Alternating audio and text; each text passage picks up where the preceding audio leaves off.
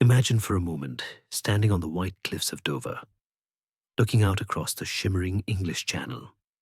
Now, imagine that water isn't there. Instead of chalky cliffs dropping to the sea, the land simply continues.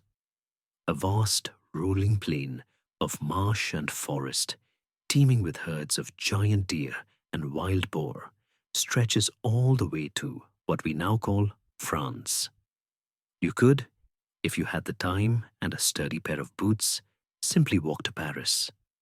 This isn't a fantasy landscape. It was the reality of our world for thousands of years.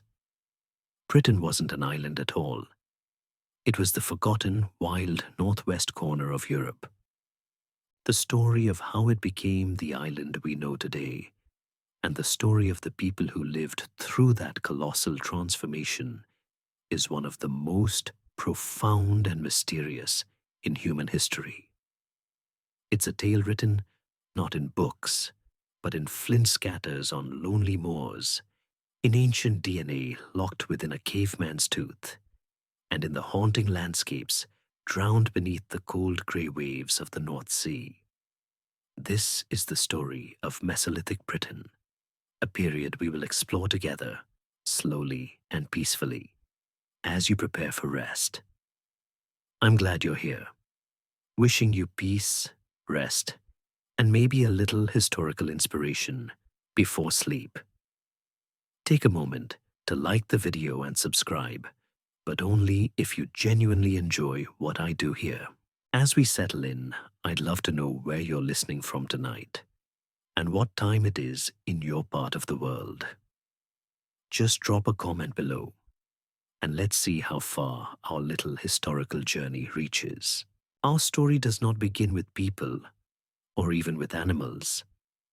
It begins with an ending, the ending of an age of ice that had held the world in its grip for 100,000 years.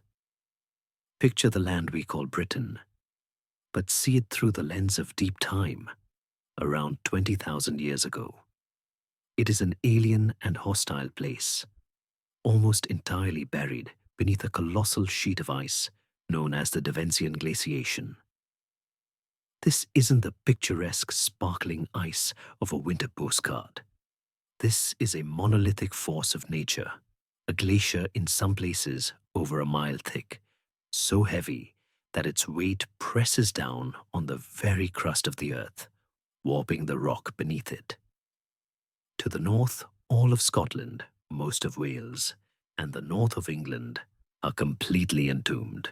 The sheer pressure and grinding movement of this ice scours the landscape, carving out the valleys and sculpting the mountains we see today.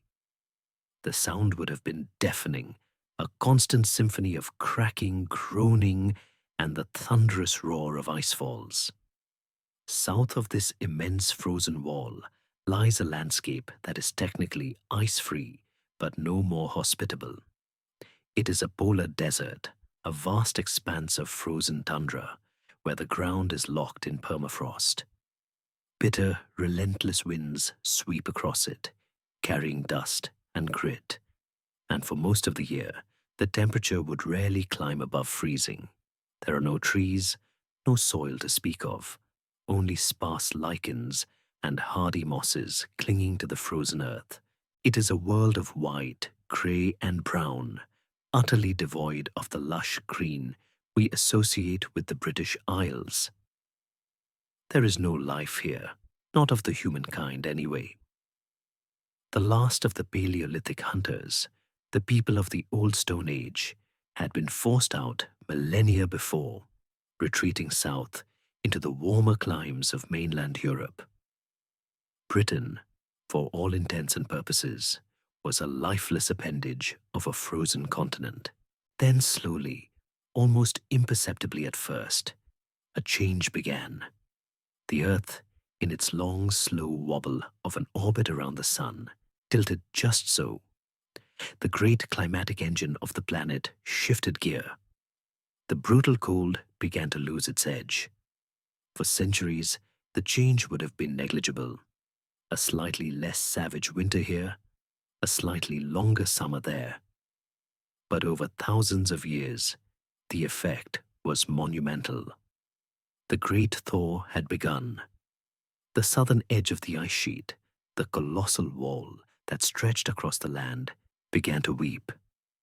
Trickles became streams, streams became torrents, and torrents became immense rivers of meltwater, carrying billions of tons of gravel, silt, and rock southwards. The east was not melting peacefully. It was in a chaotic and violent retreat. Huge sections would break away with a sound that would shake the very ground, forming vast temporary lakes of frigid, milky water. The landscape that was slowly being unveiled was a wreck. It was a scarred, raw, and waterlogged world of stone and mud, devoid of life. Think of it like a construction site after the bulldozers have left. A blank canvas of geological debris. As the ice pulled back, the sea levels, which had been hundreds of feet lower than they are today, began their slow and inevitable rise. The water that had been locked away in the planet's ice caps for millennia was now returning to the oceans. But for now, Britain was still firmly anchored to Europe. The North Sea basin was a wide, low-lying plain, and the English Channel was a massive river valley, draining the meltwater from the retreating ice. This newly exposed land, cold and barren as it was, represented an opportunity. The first colonizers were not human. They were the toughest of plants, hardy pioneer grasses, sedges, and dwarf willows and birches, their seeds carried on the wind or in the meltwater. They began to put down roots in the thin gravelly soils, starting the long, slow process of healing the wounded land. And where the plants went, the animals followed. First came the grazers, adapted to the cold, herds of reindeer and wild horse picking their way through the new subarctic grasslands. They were the advance guard, the first signs of vibrant life returning to the desolate north. Following them, inevitably, were the predators, and following all of them, treading carefully into this new, empty, and promising world, were the first human beings to set foot in what would one day become Britain for over 10,000 years. The mystery that historians and archaeologists still puzzle over is the exact nature of this recolonization. Was it a steady, confident march northwards as the climate improved?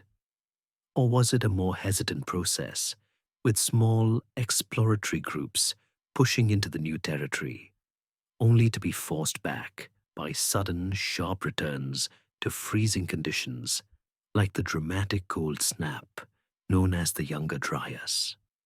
The evidence is sparse, just a few scattered flint tools from this earliest period, leaving us to wonder about the courage and desperation of those first pioneers, stepping out onto a truly new world. That new world, that blank canvas of geological debris being slowly painted green with life, had a name. We call it Doggerland. It's a wonderfully mundane name, taken from the Doggerbank, a shallow sandbank in the North Sea long known to Dutch fishermen. But the reality it represents is anything but mundane. Doggerland was Britain's umbilical cord to Europe, a vast, low-lying plain that today is completely submerged. It was not a narrow, precarious land bridge, but a country in its own right. At its peak, it was a territory stretching from the east coast of England to the modern-day Netherlands, Germany, and Denmark, a Mesolithic heartland now lost to the waves. To understand the story of Mesolithic Britain, we must first walk through this drowned world, for it was the grand entrance hall, the primary stage upon which the first acts of this human drama were played out. Forget the English Channel. For these people, it was simply a great river system. Forget the North Sea. It was a sprawling landscape of gentle hills, winding river valleys, and immense marshlands. Imagine standing in the center of this lost continent around 9000 BC. The air is cool and damp, carrying the scent of wet earth, pine, and the distant salt of a far-off sea. The sky above is enormous, the horizons wide and unbroken by the kind of mountains we see in Scotland or Wales. The land rolls away in subtle undulations, covered not yet by the dense oak forests that will come later, but by a more open woodland of birch and pine, with vast thickets of hazel. This is a landscape absolutely dominated by water. Slow meandering rivers, fat with the last of the glacial meltwater, snake across the plain. They swell into vast, shallow lakes and lagoons fringed with reeds, their surfaces like dark mirrors reflecting the sky. These waterways were the arteries of Doggerland, teeming with fish like pike, perch, and eel, and attracting a breathtaking abundance of bird life. Great flocks of swans, ducks, and cranes would have filled the air with their calls, their migrations marking the turning of the seasons. This was a hunter's paradise. Herds of red deer, elk, and the formidable aurochs wild cattle, the size of small elephants with immense curving horns, moved through the woodlands. Wild boar rooted in the undergrowth, and the rivers were home to beavers and otters. It was a rich, vibrant, and dynamic environment, a world away from the barren tundra that had preceded it. This was the highway into Britain. For generations, small mobile family groups of hunter-gatherers would have moved through this landscape. They weren't consciously migrating to Britain.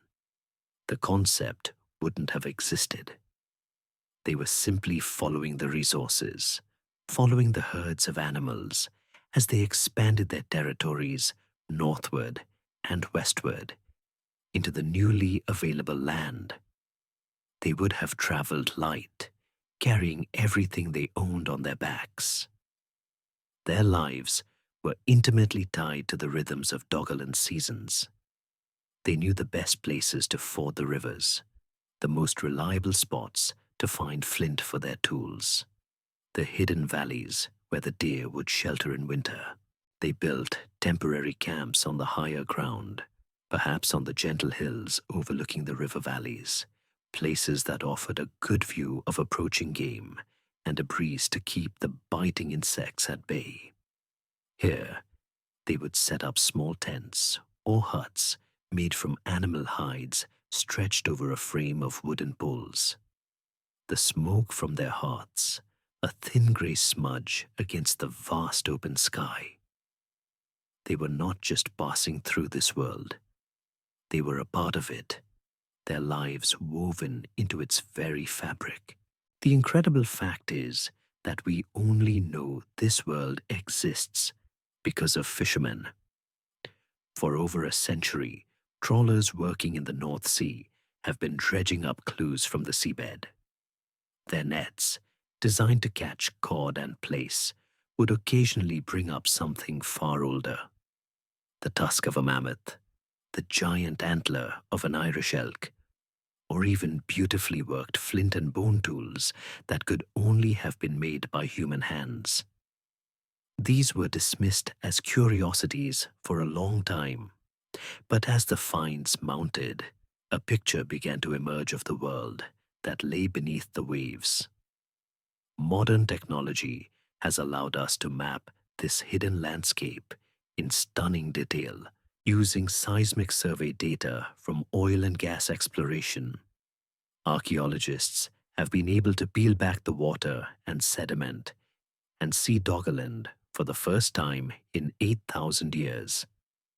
They have traced the courses of its lost rivers, located the shorelines of its ancient lakes, and identified promising locations for human settlement. This leads us to one of the great open mysteries of this period. We know Doggerland was the route into Britain, But was it just a corridor, a place people passed through on their way to somewhere else? Or was it a destination in its own right, a Mesolithic heartland with a population and a culture all its own, distinct from those on the higher ground to the east and west? Some archaeologists theorize that Doggerland, with its rich wetlands and coastal resources, may have been one of the most resource-abundant places in Mesolithic Europe, supporting a relatively dense population.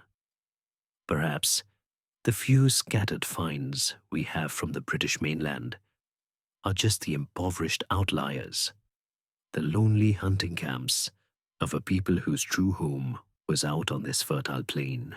It's a tantalizing and haunting thought that the richest archaeological treasures of Britain's first people, their main settlements, their sacred sites, their burial grounds, may lie meters down, buried in the cold, dark silt of the North Sea floor, a British Atlantis waiting to be discovered.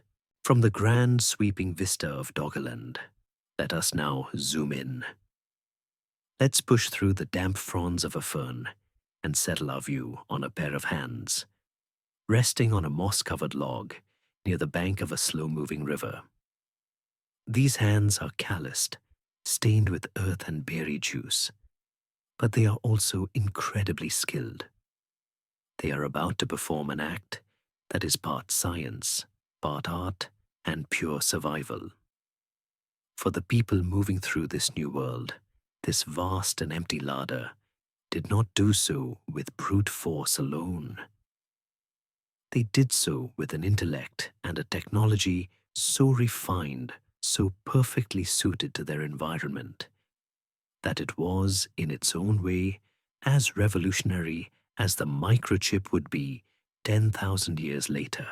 Their success rested on their toolkit, a collection of objects so small and unassuming that you could hold a hunter's entire arsenal in the palm of your hand. This was the age of the microlith, the tiny stone components that gave the Mesolithic, or Middle Stone Age, its name. The raw material for this revolution was flint, a strange and wonderful stone, born in the deep time of the Cretaceous seas from the silica-rich skeletons of microscopic sea creatures. For these ancient people, it was the ultimate natural resource, the prehistoric equivalent of high-grade steel. They knew its properties intimately. They would search for it in the gravel beds of rivers, or dig for it in the chalky hills where it formed as nodules, lumpy and grey on the outside, but promising a heart of pure, classy black or grey within. To hold a fresh nodule is to feel its cool, dense weight. To strike it correctly is to understand its magic. Flint doesn't crumble. It fractures in a predictable, shell-like pattern called a conchoidal fracture, the same way a pane of glass breaks, and the edge created by this break is phenomenally sharp, down to a molecular level, far sharper than a modern surgical scalpel. This was the material that would build their world. The process began with a percussionist's touch. The flint napper would select a good hammerstone, a hard quartzite pebble that fit comfortably in their hand.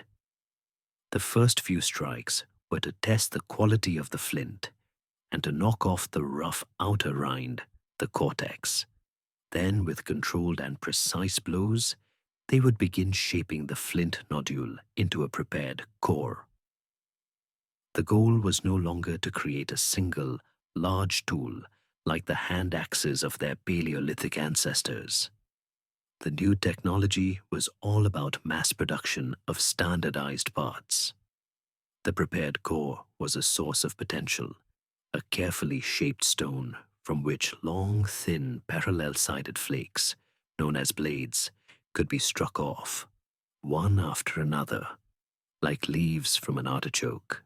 A skilled napper, using a softer hammer made of antler or a heavy piece of bone, could produce dozens of these pristine blades from a single core. The sound would have been a sharp, rhythmic tick, tick, tick, echoing through the quiet woodland, a sound of creation and ingenuity. But these blades were just the intermediate step. They were the blank canvases. The true artistry came in, turning them into microliths. A blade would be carefully laid on a small anvil stone, and using a technique called the microburin notch, it would be snapped into smaller segments. Then the most delicate work began: pressure flaking. Instead of striking the flint, the napper would take the pointed tip of an antler and use it to press against the edge of the tiny flint segment. With a carefully applied force, a tiny paper-thin flake would pop off. Slowly, meticulously, they would shape the microlith. They might blunt one side, backing it like the spine of a modern knife blade, so it could be safely set into a handle. They would shape others into viciously sharp points, or into chisel-like tips. The result was a collection of tiny geometric flint components, most no bigger than a fingernail. Why go to all this trouble? The answer is efficiency and modularity. This was a toolkit for people on the move. A single flint core was portable and could be used to create dozens, if not hundreds, of replaceable tool parts. It was the ultimate flat-pack survival kit. These tiny stone pieces were not used by themselves. They were the disposable, interchangeable parts of more complex composite tools. Imagine an arrow. The shaft is a straight piece of hazelwood, carefully scraped smooth. The fletching at the back is made from goose feathers, split and glued in place with a resin made from boiling birch bark, a sticky, waterproof, all-purpose superglue. And at the tip, nestled in a notch, sits a single, perfectly symmetrical, triangular microlithian arrowhead. It is bound tight with thread made from animal sinew and secured with that same black birch bark tar. This weapon is lightweight, accurate, and deadly. And if the point breaks off after hitting a deer, it's no disaster.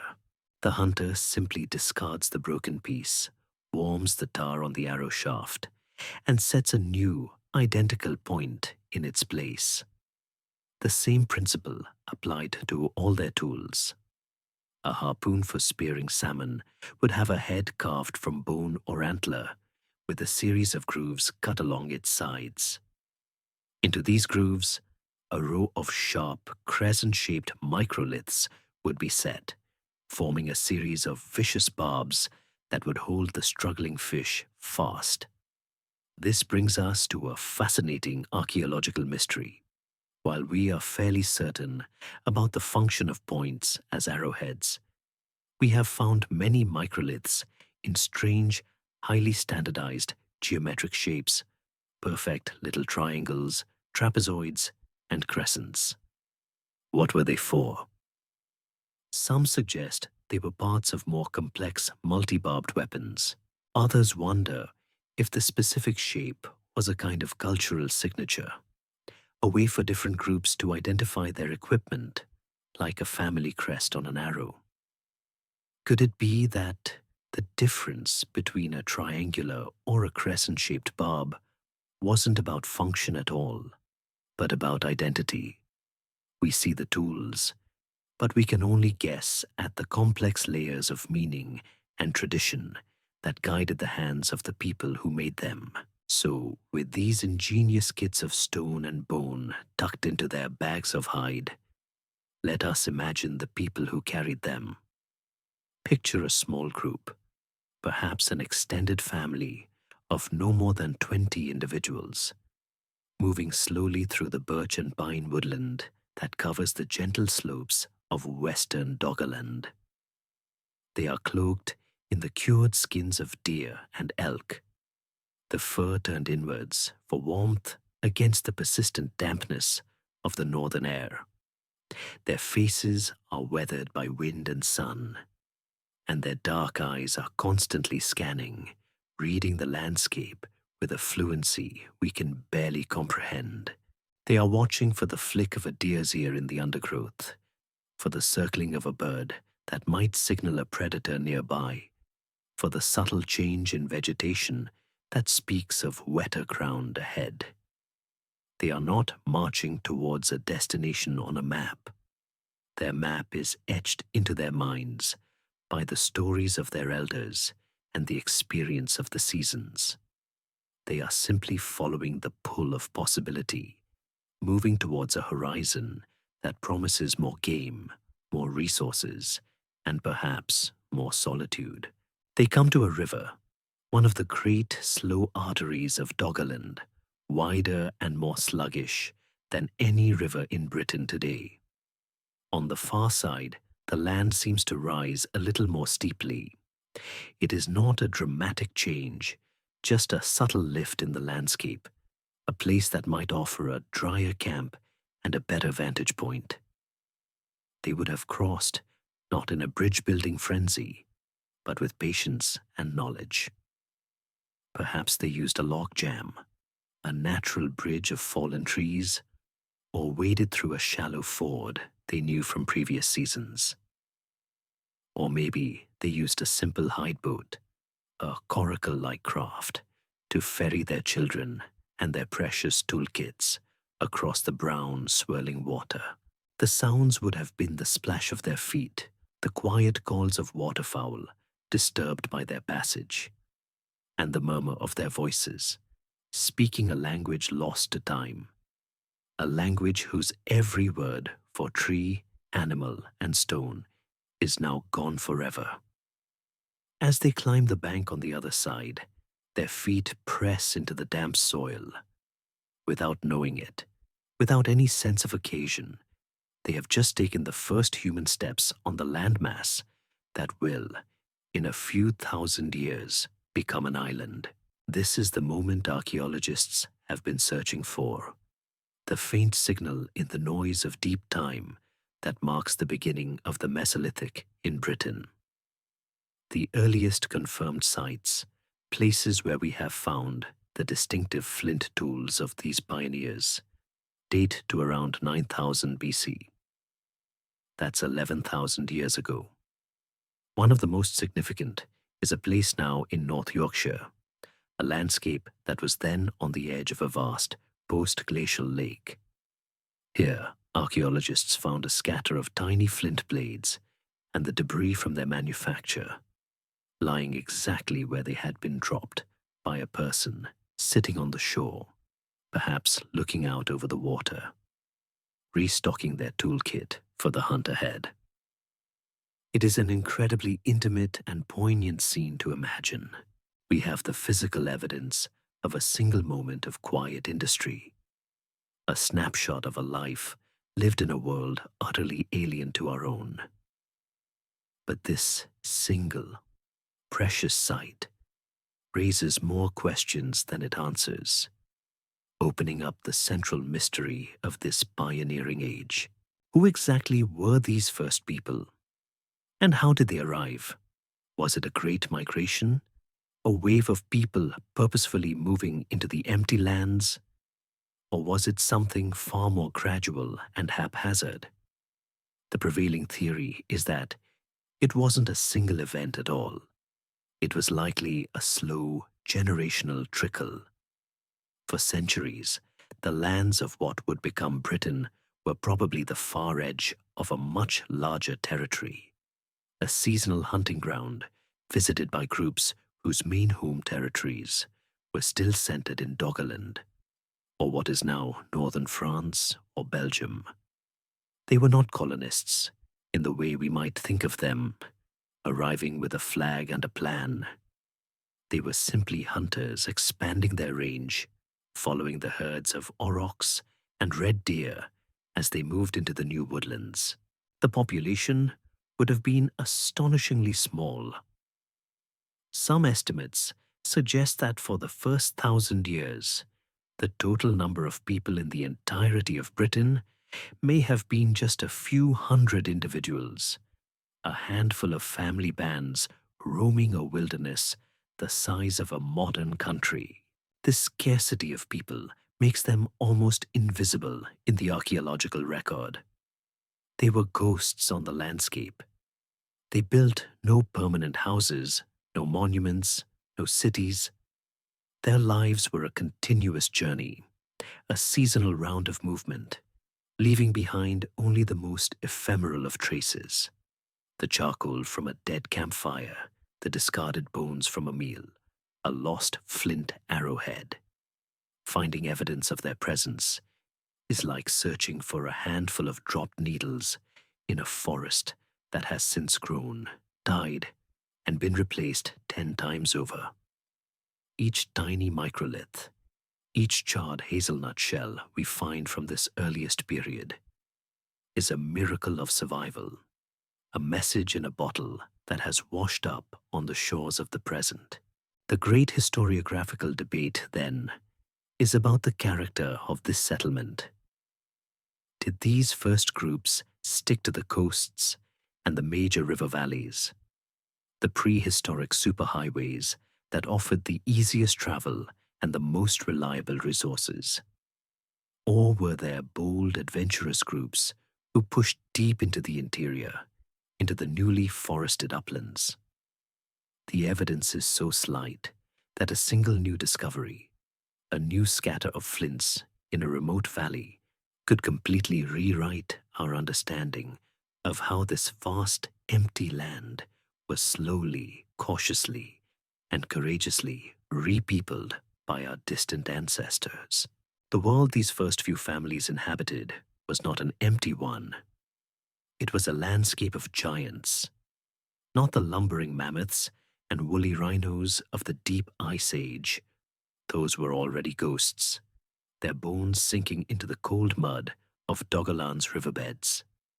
The giants of this new, warmer age were the aurochs, Bos primigenius, the wild ancestor of all domestic cattle, and an animal of such power and ferocity that it would haunt the European imagination for the next 10,000 years, a creature of myth long after the last one had fallen.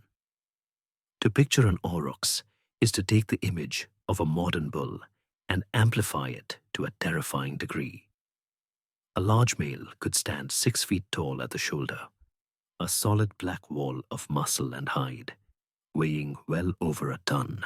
It was a prehistoric tank, crowned with a pair of immense, forward-curving horns, pale with black tips, that could span 4 feet from point to point. This was not a placid, cud-chewing bovine. The aurochs was notoriously aggressive, quick to anger, and astonishingly fast when it chose to be. For a small human group, armed with nothing more than the tools we have discussed, those elegant but ultimately fragile weapons of flint, wood, and sinew. Even consider hunting. Such a creature seems like an act of collective madness. And yet they did. We know they did from the bones left behind at their camps, aurochs' vertebrae and ribs, cracked open to get at the rich marrow inside. The aurochs was the ultimate prize. A single successful hunt could provide a small band with a mountain of meat, enough to sustain them for weeks. Its hide could provide shelter and clothing, its bones could be fashioned into tools, and its sinew could be used for bowstrings and bindings. It was a walking superstore of resources, but one that was very, very well guarded. So how, in this dense new woodland, where a charge could come from any direction, did they manage it? The hunt would not have been a spontaneous act of bravery, but a masterpiece of planning, patience, and profound ecological knowledge. It would have begun with tracking. Days, perhaps weeks, would be spent observing a herd, learning its habits, its daily routines, the paths it took to water, the clearings where it grazed. The hunters would have become shadows, moving silently through the undergrowth, their senses alive to the slightest sign, freshly broken branch, the print of a massive hoof in the mud, the distant lowing call, carrying on the damp air. Their target would not have been the dominant bull, the massive leader of the herd. That would have been suicide. Instead, they would have looked for a weakness, an opportunity, perhaps a young, inexperienced individual that had strayed from the group, or an older animal, one that was past its prime, its movements a little slower, its reactions a little less sharp. The key was isolation. They needed to separate their chosen animal from the formidable defensive wall of the herd. This might have involved a slow, subtle pressure, a kind of psychological warfare. A sudden noise from one side, a fleeting movement on the other, all designed to gently nudge the target animal away from its companions to create a space, an opening. The forest itself was their accomplice. They knew its terrain intimately, the places where the ground was soft and marshy, where a heavy animal might get bogged down, the narrow ravines where its movement could be restricted, the dense thickets where it could be entangled. The hunt was as much about landscape architecture as it was about weaponry. Then, when the moment was right, the attack would have been swift, coordinated, and likely from a distance. A volley of those microlith-tipped arrows flying from the cover of the trees. We must be clear, a single one of these arrows would not have killed an aurochs. It would have been little more than a wasp's sting, a painful annoyance that would have sent the beast into a frenzy of rage. The goal was not an instant kill. The goal was to wound, to weaken, to begin a slow process of attrition. And this brings us to one of the most debated mysteries of Mesolithic hunting. Is it possible they used poison? Ethnographic evidence from other hunter-gatherer societies around the world shows the widespread use of potent toxins derived from plants, like hellebore or yew, smeared onto arrowheads. Such poisons would not leave any direct archaeological trace, but they would have been a game-changer, turning a superficial wound into a fatal one. We can imagine the hunters, after loosing their arrows, melting back into the forest, not pursuing immediately, but waiting. They would have followed the wounded, enraged animal from a safe distance, watching, listening, waiting for the poison to do its work, for the great beast to slow, to stumble, and finally to fall. This theory remains just that, a hypothesis. Without the direct evidence, some archaeologists argue that it was simply the combined trauma of multiple wounds and the resulting blood loss that brought the animal down. Whatever the method, the final moments would have been perilous, requiring immense courage to approach the dying giant and deliver the final killing blow with a flint-tipped spear. The silence that fell afterwards, broken only by the panting breaths of the hunters and the buzzing of the first flies, would have been profound. In that silence lay the difference between starvation and survival, a testament to the fact that in this new world, the greatest power lay not in brute strength, but in the quiet, deadly intelligence of the human mind. The echoes of that successful aurochs hunt, the communal effort, and the life-sustaining reward would have centered on a hearth, a place of warmth and safety, a temporary home in the vast wilderness. For decades, archaeologists could only dream of finding such a place, a site so perfectly preserved that it felt less like a collection of artifacts and more like a room that its occupants had just stepped out of. They dreamt of a Mesolithic Pompeii, a moment frozen in time. And then, in a damp, peat-filled corner of Yorkshire, they found it. Its name is Storrga, and it is arguably the most important Mesolithic site in all of Europe. It is here that the ghosts of the pioneers become flesh and blood, where we can move beyond the generalities of survival and begin to ask far more profound questions about who these people were, what they believed, and how they saw their place in the world. To visit Storrga today is, on the surface, underwhelming. It is a flat, unremarkable field in the Vale of Pickering. But 11,000 years ago, this was the edge of a vast, shallow lake, fringed with a dense forest of birch and aspen.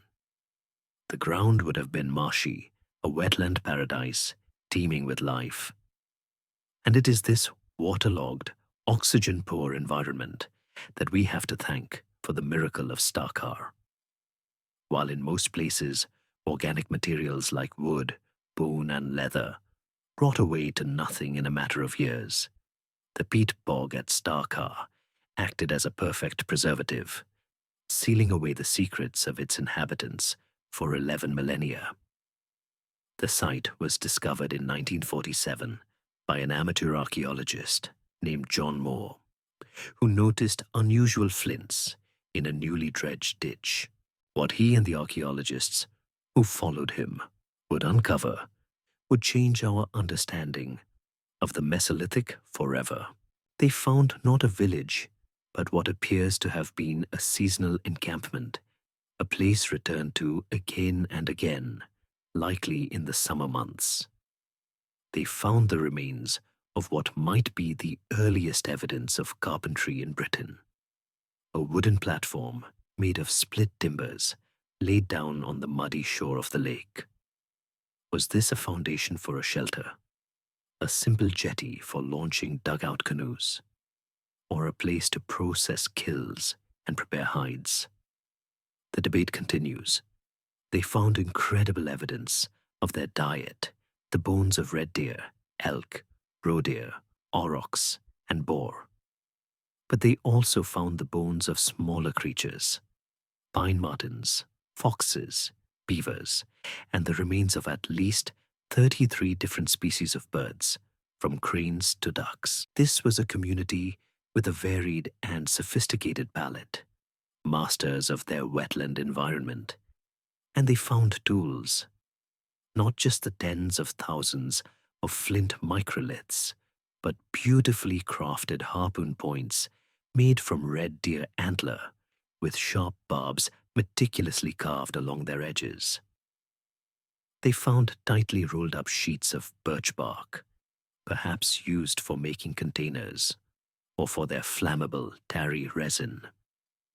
We see a picture of a competent, well-established community living in a resource-rich environment. But then, amongst all these practical, everyday objects, they found something else.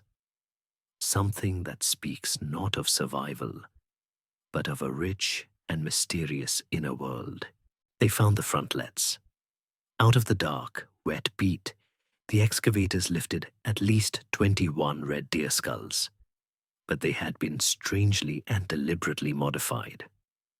The majority of the skull had been cut away, leaving only the top part, the frontlet, with the magnificent antlers still attached. The inside of the skull plate had been painstakingly scraped and hollowed out, making it lighter, and in many of them, small holes had been drilled into the sides. The conclusion was inescapable. These were not simply the leftovers from butchery. They were designed to be worn. They were masks, headdresses, crowns of bone and antler that would have transformed the wearer into something else entirely. A human-deer hybrid, a spirit of the forest made manifest. Imagine the sheer effort, the dangerous hunt for a magnificent stag, the careful skinning and butchering, and then The long, patient hours of work with a flint burren, chipping and scraping and drilling to create one of these incredible objects. This then is the great mystery of Storrga. What on earth were they for? The most prosaic explanation, the one you might reach for first, is that they were a form of hunting disguise. The hunter, cloaked in deerskin and wearing the antlered crown, could creep closer to the herd, fooling the famously sharp-sensed animals. It's an appealingly practical idea, but one that falls apart under a little scrutiny. Red deer are not easily fooled by sight alone.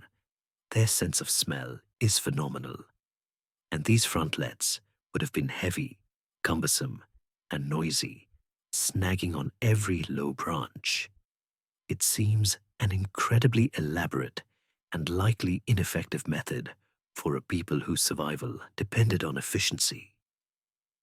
So we are pushed into a deeper, more mysterious realm. Could they have been ceremonial?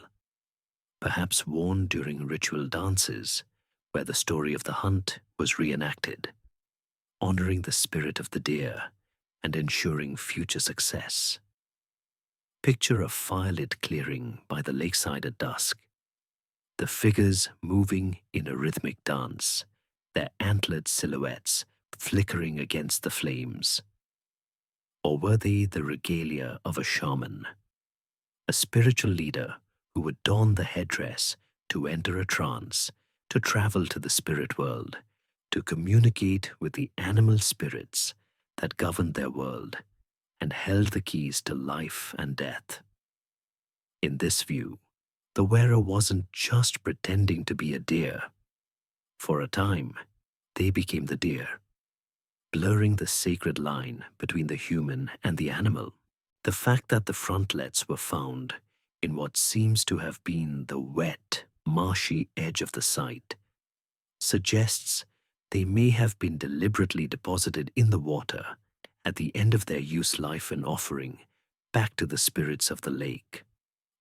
We will never know for sure. But in these enigmatic crowns of antler, we see the undeniable evidence of a complex symbolic and spiritual life. The people of Storrga were not just surviving. They were thinking, believing, and dreaming, leaving the enigmatic antler frontlets to rest in the quiet of the lakeside bog. Let's step away from the world of ritual and into the bustling, noisy, and no doubt very smelly reality of daily life at Storrga. Let's reconstruct the rhythm of a summer's day 11,000 years ago. The sun rises over the vast, reed-fringed lake, its light filtering through the canopy of birch and aspen. The air is thick with the morning mist, carrying the scent of damp earth, decaying leaves, and the sharp, comforting smell of wood smoke from a hearth that has been kept alive through the night. The first sounds are not human, but the cacophony of the wetland waking up, the booming call of a bittern from the reeds, the splash of a fish in the shallows, the chattering of 1,000 birds. Then, from the low, hide-covered shelters clustered near the wooden platform, the first people emerge, stretching in the cool air. A day's work begins immediately, driven by the fundamental needs of warmth, water, and food. A child is sent to the lake's edge with a birch bark container to fetch clean water. The fire is built up from its glowing embers, fresh wood added until it crackles to life, becoming the center of the camp's gravity. It is the communal kitchen, the workshop, the social club.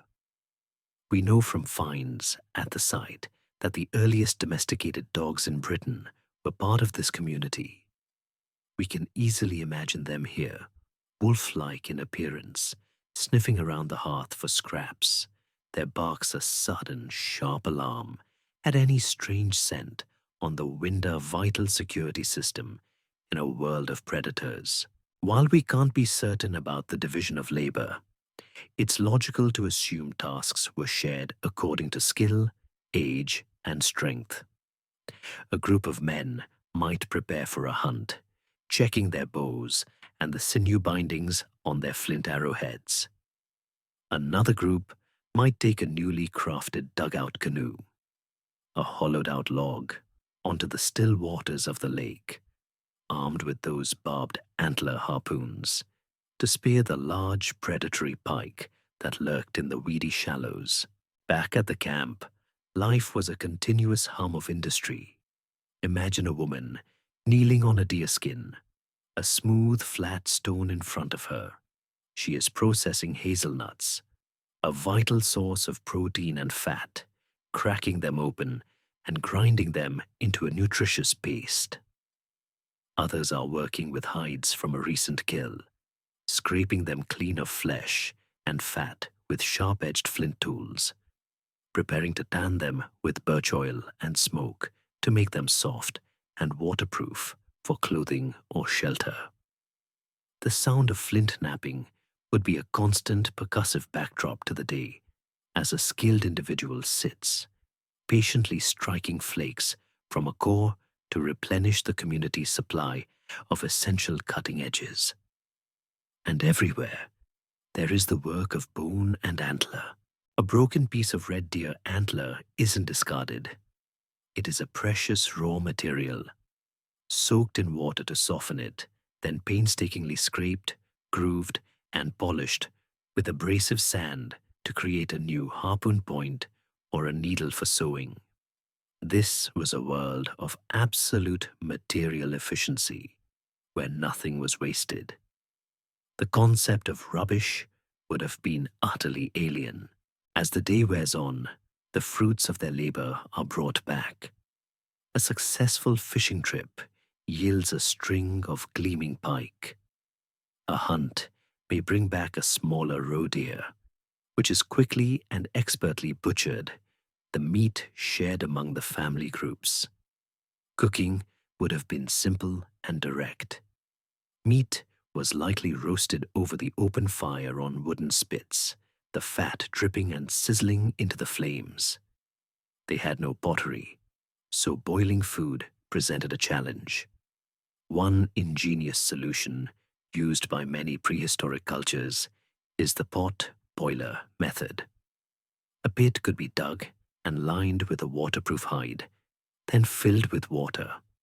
Stones, heated until they were glowing in the fire, would then be dropped into the water, bringing it to a rapid boil to make a simple broth or stew. They were not just surviving, they were thriving. The sheer variety of animal and bird bones at Storrga tells us their knowledge of their environment was encyclopedic. They knew which birds to hunt in which season, where the deer would come to drink, and what plants, roots, and fungi were safe to gather from the forest floor.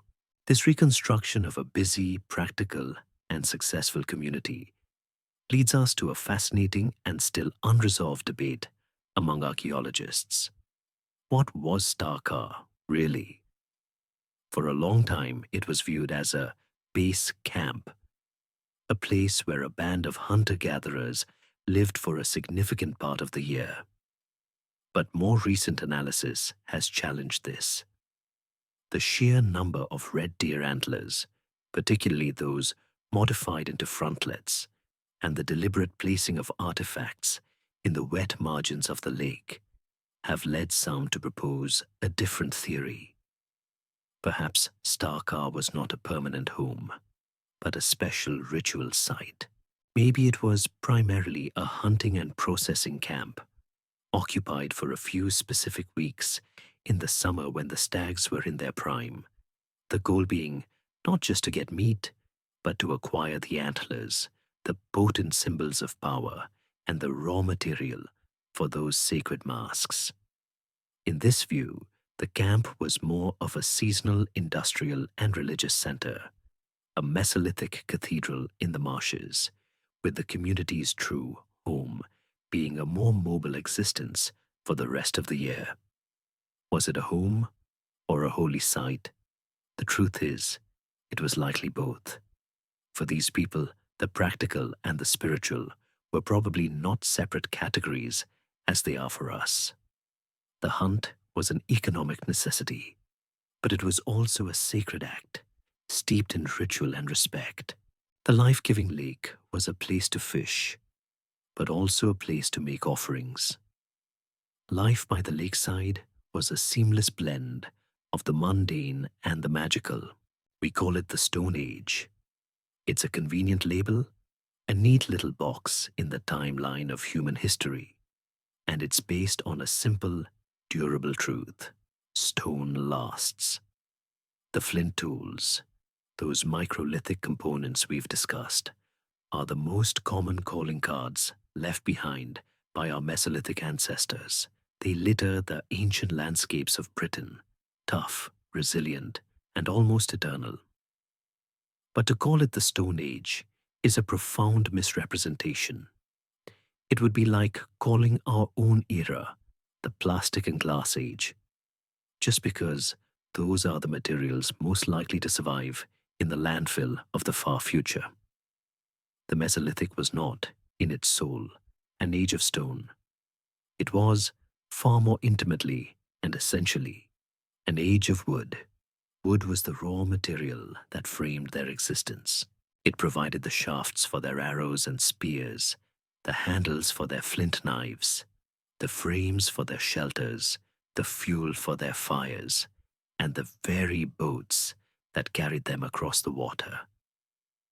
Yet, this entire world of wood has almost completely vanished, consumed by millennia of damp, decay, and digestion, by the microorganisms of the soil. It is the great ghost of the archaeological record, a vast invisible architecture of which we only ever glimpse the faintest of outlines, except, once again, at Storrga. The same waterlogged peat that preserved the antler frontlets also held the wooden world of its people in suspended animation. Here, we can reach through time and touch the fibers of their craftsmanship, and what we find is breathtaking. The most substantial wooden artifact, mentioned before, is the platform. Let us consider for a moment what it took to build it.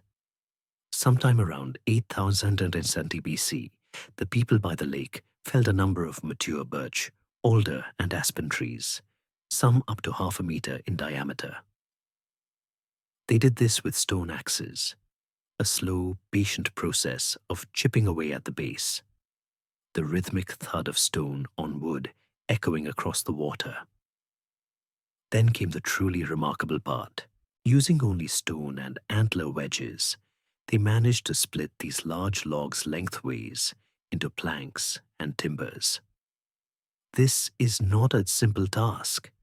It requires a profound intuitive understanding of the grain of the wood, knowing exactly where to place the wedge and how to strike it to achieve a clean, straight split.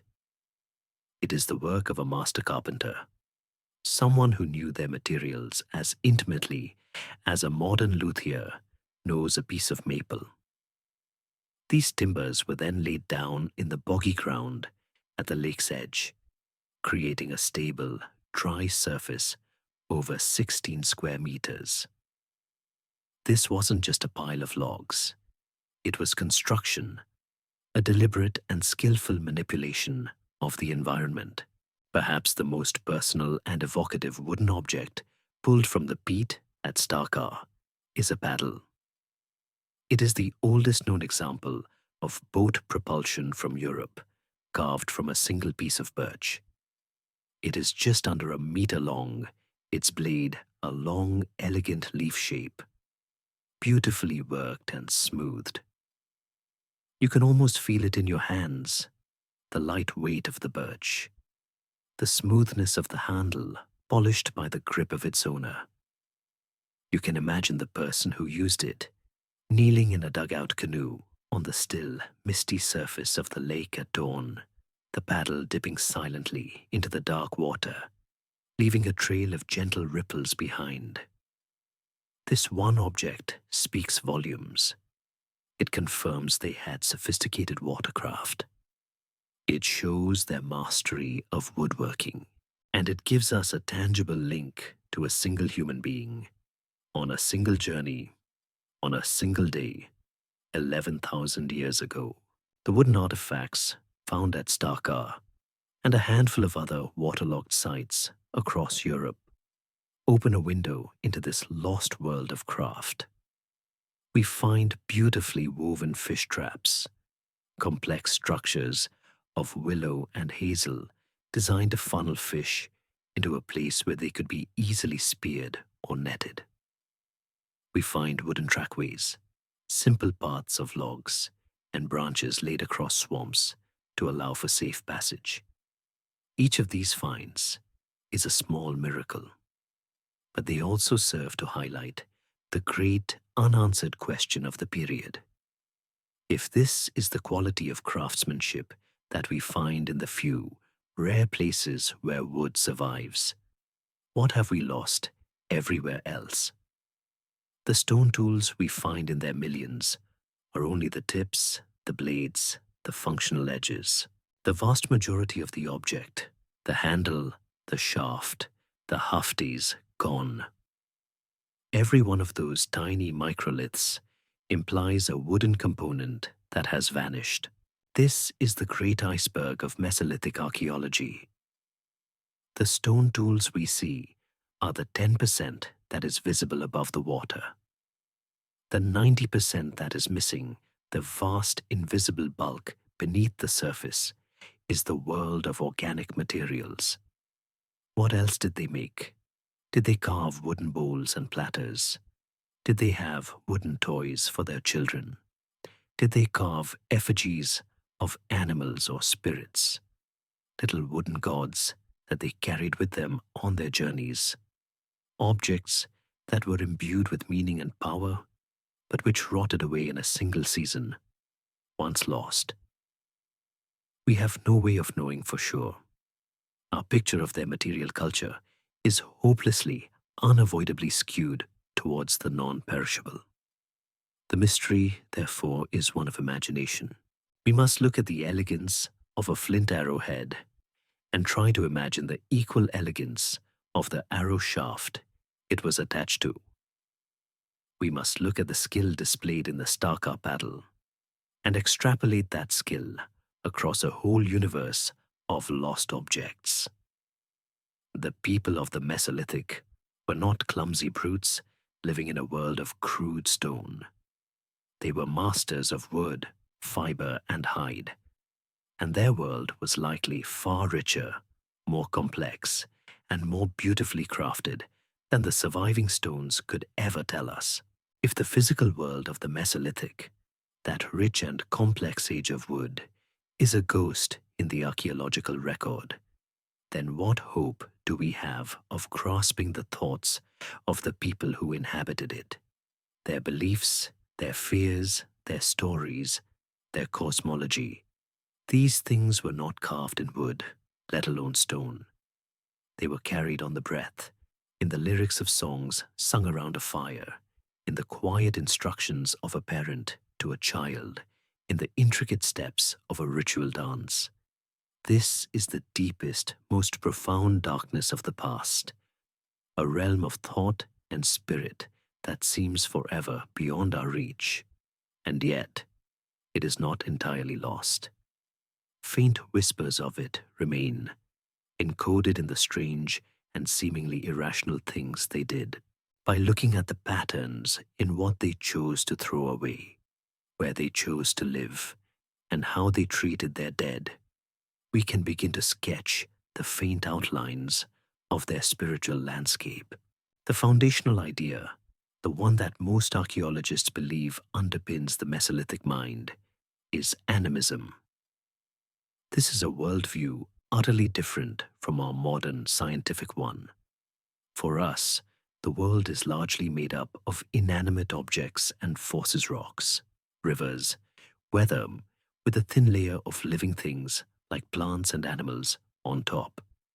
For an animist, there is no such division. Everything is alive, Everything has a spirit, a will, a personality. The river you fish from is not just a body of water. It is a powerful being that can choose to give you fish or withhold them. The flint you nap is not just a piece of silica. It has a spirit that must be respected for it to fracture correctly. The ancient oak tree on the ridge is not just a plant. It is a grandparent, a silent witness to generations, a being to be consulted and appeased. In this world, humans are not the masters of nature. They are the junior partners in a vast sentient community of beings, both visible and invisible. Survival is not just a matter of technical skill. It is a constant, delicate act of diplomacy, a life spent maintaining right relationships with the powerful other than human persons who share the world with you. We can see the glimmers of this worldview in the things they left behind. Remember those antler frontlets from Storrga? They are our strongest clue. In an animistic, shamanic tradition, the shaman is the ultimate diplomat, the specialist who can travel between the world of humans and the world of spirits. By donning the antlers and skin of a red deer, the shaman was not just putting on a costume. Through trance, induced by drumming, dancing, and perhaps hallucinogenic plants, they would cross a threshold of consciousness and become the deer spirit.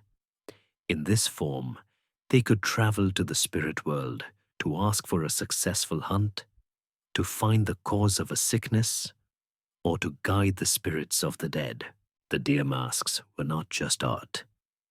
They were technology, the sacred hardware for accessing the spiritual internet that connected all things. This idea of a constant negotiation with the spirit world helps explain one of the most puzzling features of Mesolithic archaeology: deliberate deposition. All over Britain and Europe, archaeologists find perfectly good, sometimes exquisitely made, tools in places where they have no business being. At the bottom of lakes, buried in peat bogs, dropped into the fissures of caves. We find caches of beautiful, unused flint axes, harpoons of bone and antler, showing no signs of wear, all carefully placed in watery liminal spaces.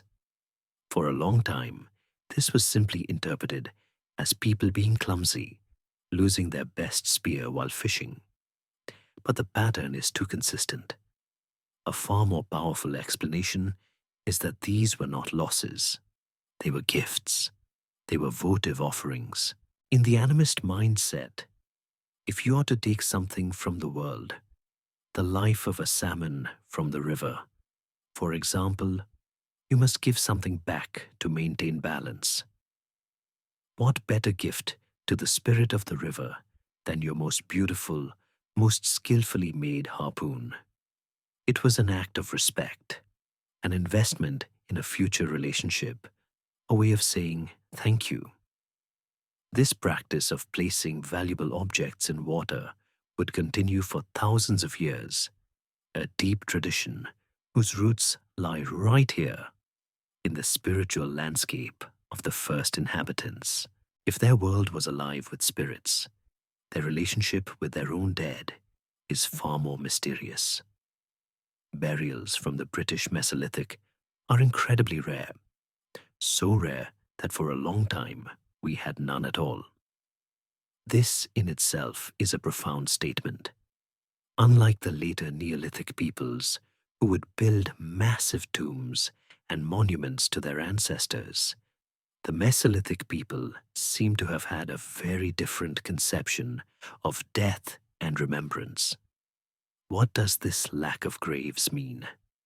This is one of the period's great open questions. One theory is excarnation. They may have exposed their dead on platforms, leaving the bodies to be consumed by the elements and by scavenging birds and animals, a process that would return the body to the cycle of nature and release the spirit. Another possibility is that the dead were returned to the water, committed to the same rivers and lakes where they made their offerings, their bodies sinking into the keeping of the spirits there. Or perhaps they practiced cremation, with the ashes scattered to the winds, leaving no archaeological trace. The few burials we do have, like a man found in Avalan's Hole in Somerset, buried in a crouched position, offer tantalizing but incomplete clues. We are left with a powerful impression of a people who did not feel the need to monumentalize their dead, perhaps because their ancestors were not confined to a single grave. In an animistic world, the ancestors were everywhere. In the wind, in the calls of the birds, in the living landscape itself. There was no need to build a house for the dead when the entire world was their home.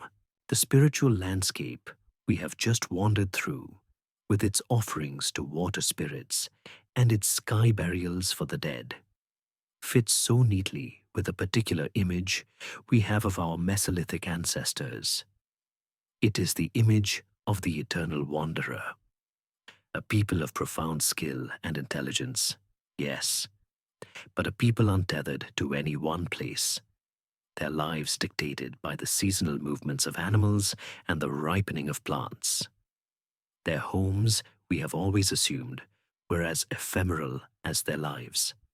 Simple hide tents or brushwood shelters, erected for a few weeks and then dismantled, leaving behind nothing more than a few post holes and the faint stain of a campfire. For generations of archaeologists, this was the accepted truth. Mesolithic people did not build houses. They built camps. They did not settle. They passed through. And then, on a windy stretch of coastline in Northumberland, overlooking the cold grey waters of the North Sea, a discovery was made that invited us to tear up that old, comfortable script. They found a house. The place is called Howick.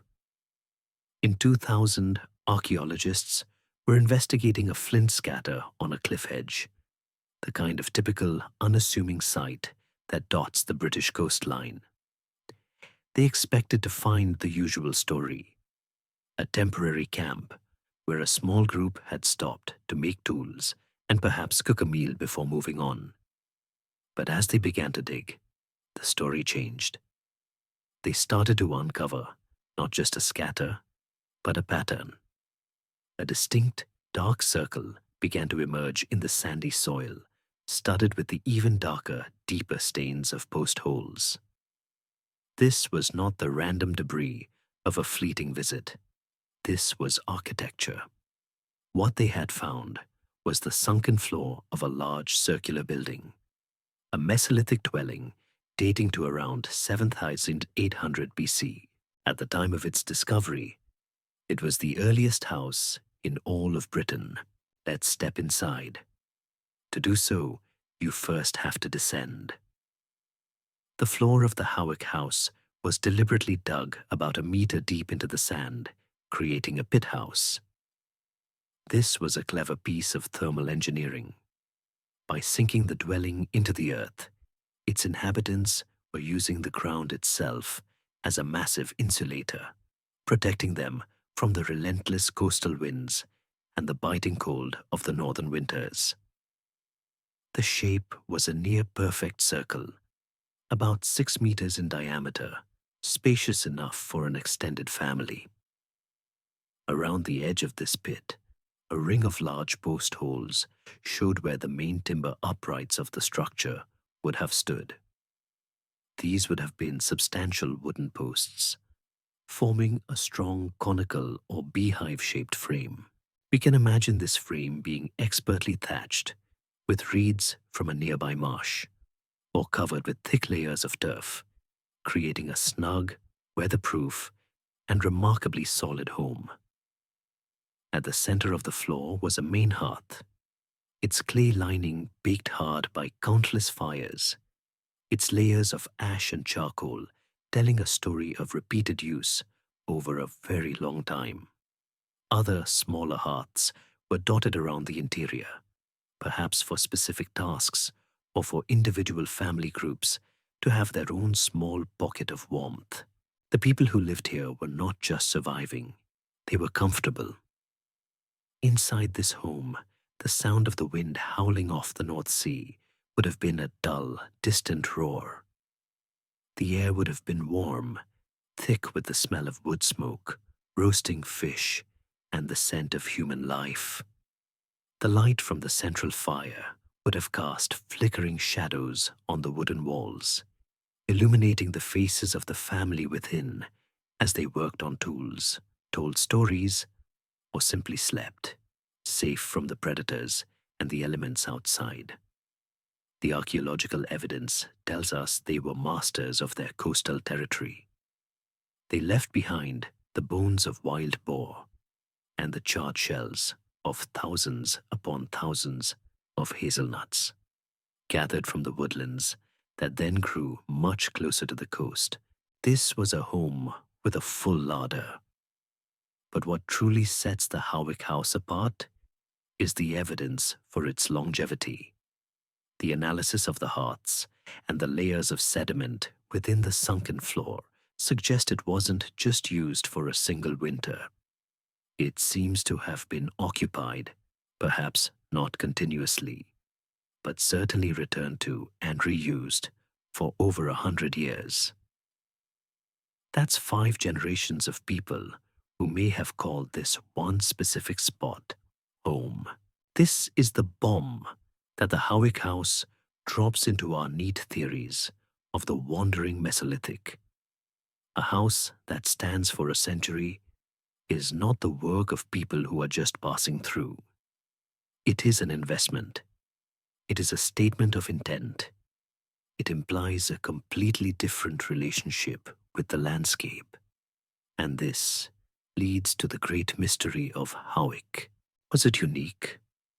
Was this one family, in this one place, an odd, eccentric group who decided to break with millennia of tradition and build a permanent home? Or is the opposite true?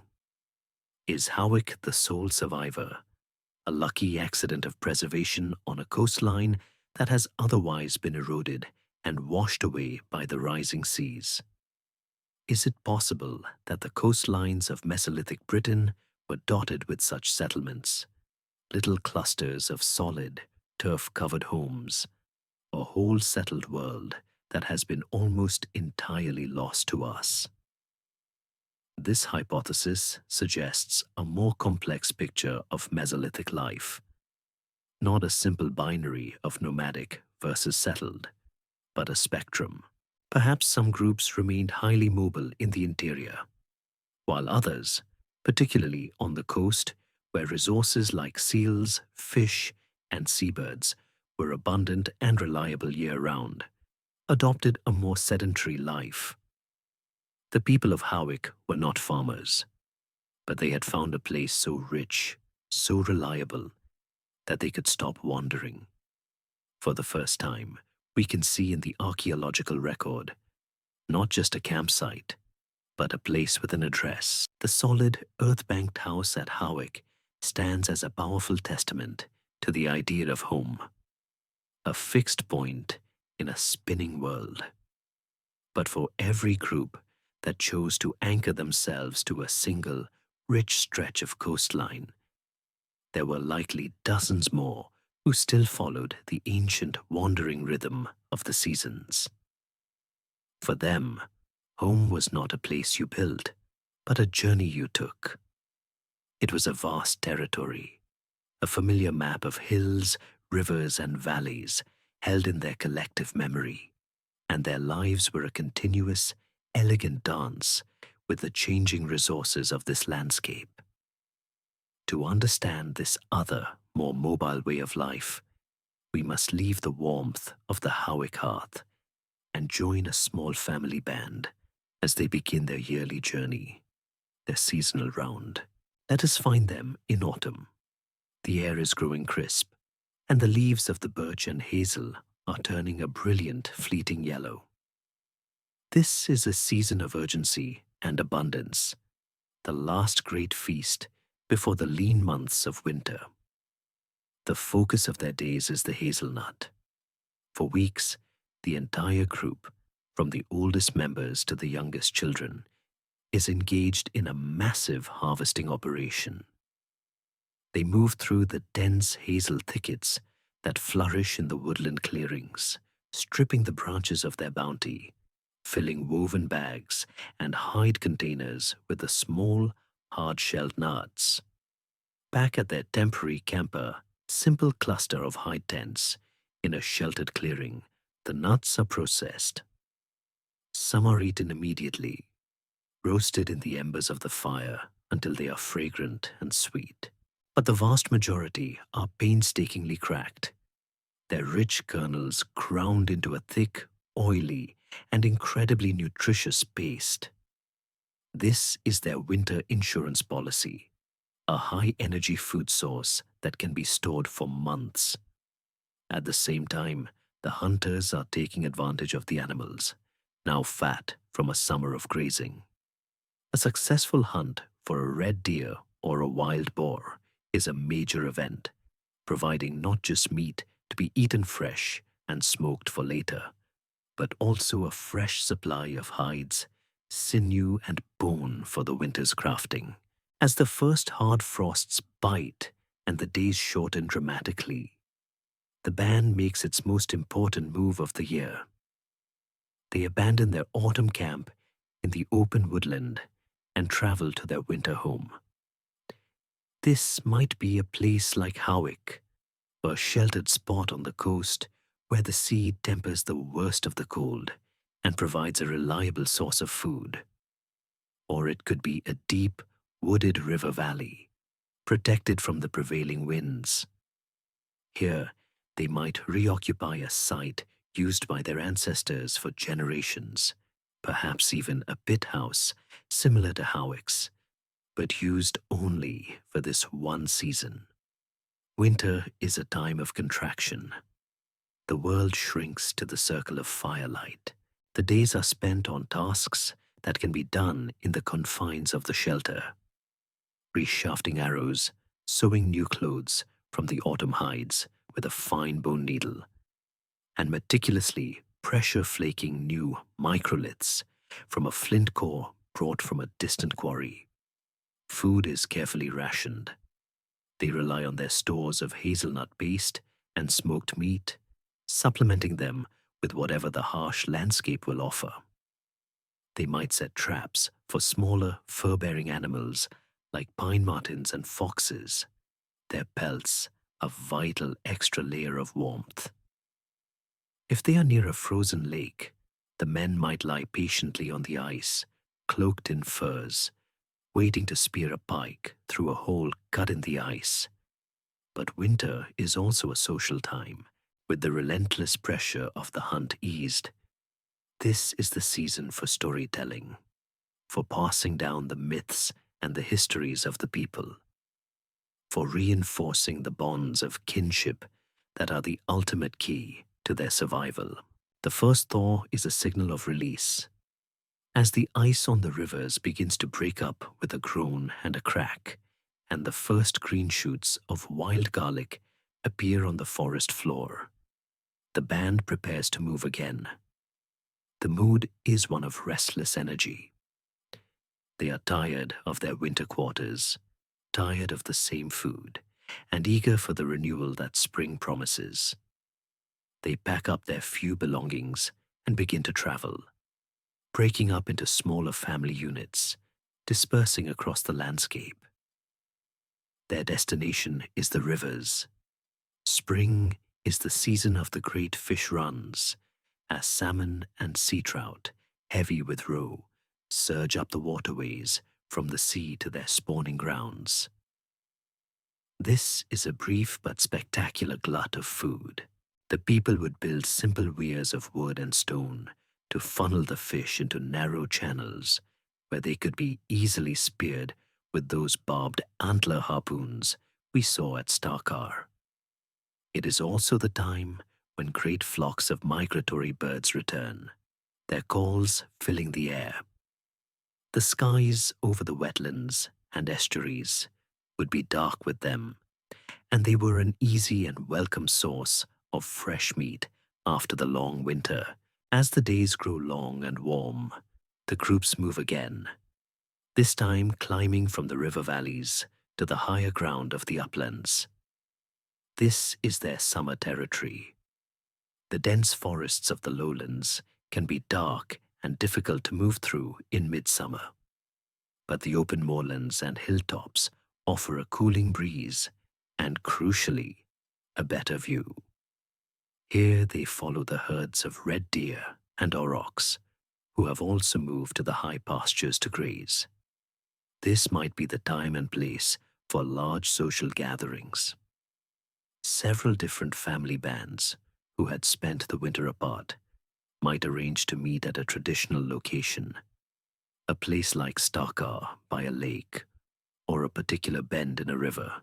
Here they would exchange news, trade high-quality flint from their different territories, arrange marriages, and perform the shared rituals that bound them together as a people. And this brings us to a deep archaeological puzzle. How were these territories understood? Did each band have an exclusive right to a particular area, a home range that they would defend from outsiders? Or were the boundaries more fluid, with different groups having rights to different resources within an overlapping landscape? We see hints in the way stone from specific sources travels hundreds of miles, suggesting a network of exchange and contact, not a landscape of hard borders. Their map was not one of property lines, but of relationships, a complex web of kinship and obligation that dictated who could hunt, where, and when. Their journey through the seasons was not just a search for food. It was a way of renewing the social and spiritual ties that made them who they were. The seasonal round we have just followed, that elegant and efficient journey from the autumn nut harvest to the summer hunting grounds, took place against a backdrop that was itself in a state of profound and constant transformation. The landscape was not a static stage for the human drama. It was an active and powerful character in the story, and over the course of a few thousand years, its costume changed completely. The early Mesolithic world, the world of Storrga and the pioneers, was a landscape of light and air. It was a mosaic of open birch and pine woodland, vast wetlands, and grassy clearings. The horizons were distant, and movement, while not always easy, was at least conceivable. You could see where you were going, but as the climate continued to warm, a new army of life began its slow, silent, and inexorable march from the south. An invasion that would utterly reshape Britain and the lives of the people who called it home. This was the arrival of the Wildwood. First came the hazel, a fast-growing, opportunistic shrub that formed dense, low thickets. Then, following close behind, came the true giants, the elm, the oak, and the lime. These were the climax species, the slow-growing, long-lived titans of the forest, seeded by birds and small mammals, or creeping forward generation by generation. They began to claim the land. They pushed out the light-loving birch and pine, their broad leaves creating a canopy so thick and overlapping that it cast the forest floor into a permanent, green-tinged twilight. By around 6000 BC, the process was largely complete. From the south coast of England to the highlands of Scotland, Britain was wrapped in a single, near-continuous blanket of dense, temperate rainforest. This was a forest unlike any that exists in Britain today. This was the Wildwood, a place of myth and of a deep, primal wildness. To step into this forest would have been like entering a different realm. The air was still and humid, heavy with the scent of damp earth, decaying leaves, and blossoming flowers. The silence was profound, broken not by the distant lowing of an aurochs, but by the sudden, close-up snap of a twig, the chatter of a squirrel, or the fluting call of a bird high in the unseen canopy. Light was a precious commodity, dappled and shifting, falling in bright shafts that illuminated clouds of dancing insects before vanishing again. The ground was a chaotic tangle of fallen trees, their moss-covered trunks like sleeping giants, their root blades torn from the earth, leaving deep pits and high mounds that made walking a constant stumbling effort. This was not a managed woodland of straight-trunked trees. It was a wilderness of ancient gnarled oaks, of ivy-strangling elms, and a dense, competitive understory of holly and hazel fighting for any scrap of light. For the hunter, this new world presented a formidable challenge. The herds of wild horse and reindeer that had roamed the open landscapes were long gone. The aurochs and red deer, the great prizes of the hunt, were still here. But they were now dispersed, harder to track, and far more dangerous in the close confines of the deep woods.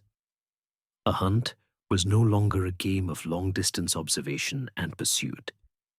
It became a contest of stealth, nerve, and intimate, almost claustrophobic proximity. This dramatic environmental shift has created one of the great historical debates about the Middle Mesolithic period. The traditional view, for a long time, was that the arrival of the Wildwood was a disaster for the hunter-gatherer population. This dense, dark forest was seen as a green desert.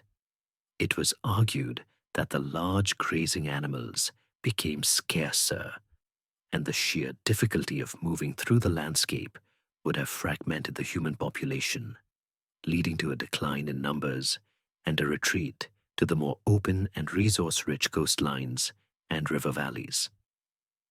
In this interpretation, the Mesolithic people were passive victims of climate change, their way of life choked by the very success of the forest. It's a compelling narrative, but is it true? More recently, a far more complex and interesting hypothesis has emerged.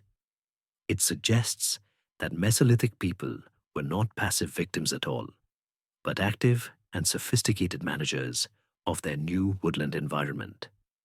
They were, in a sense, the first foresters. The key to this theory is fire.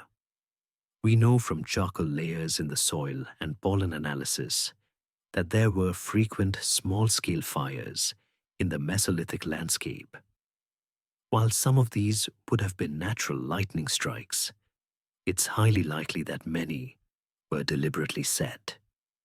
By carefully burning patches of the undergrowth, they could create clearings in the otherwise impenetrable forest.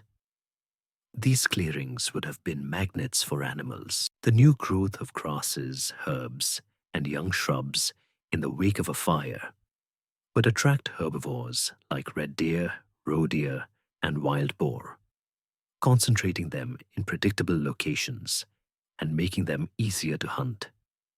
It would also encourage the growth of useful plants like hazel, a vital food source. This wasn't slash-and-burn agriculture. It was a subtle, sustainable form of landscape manipulation, a kind of Mesolithic forest gardening. They were not just hunting in the forest. They were helping to shape it to their own needs.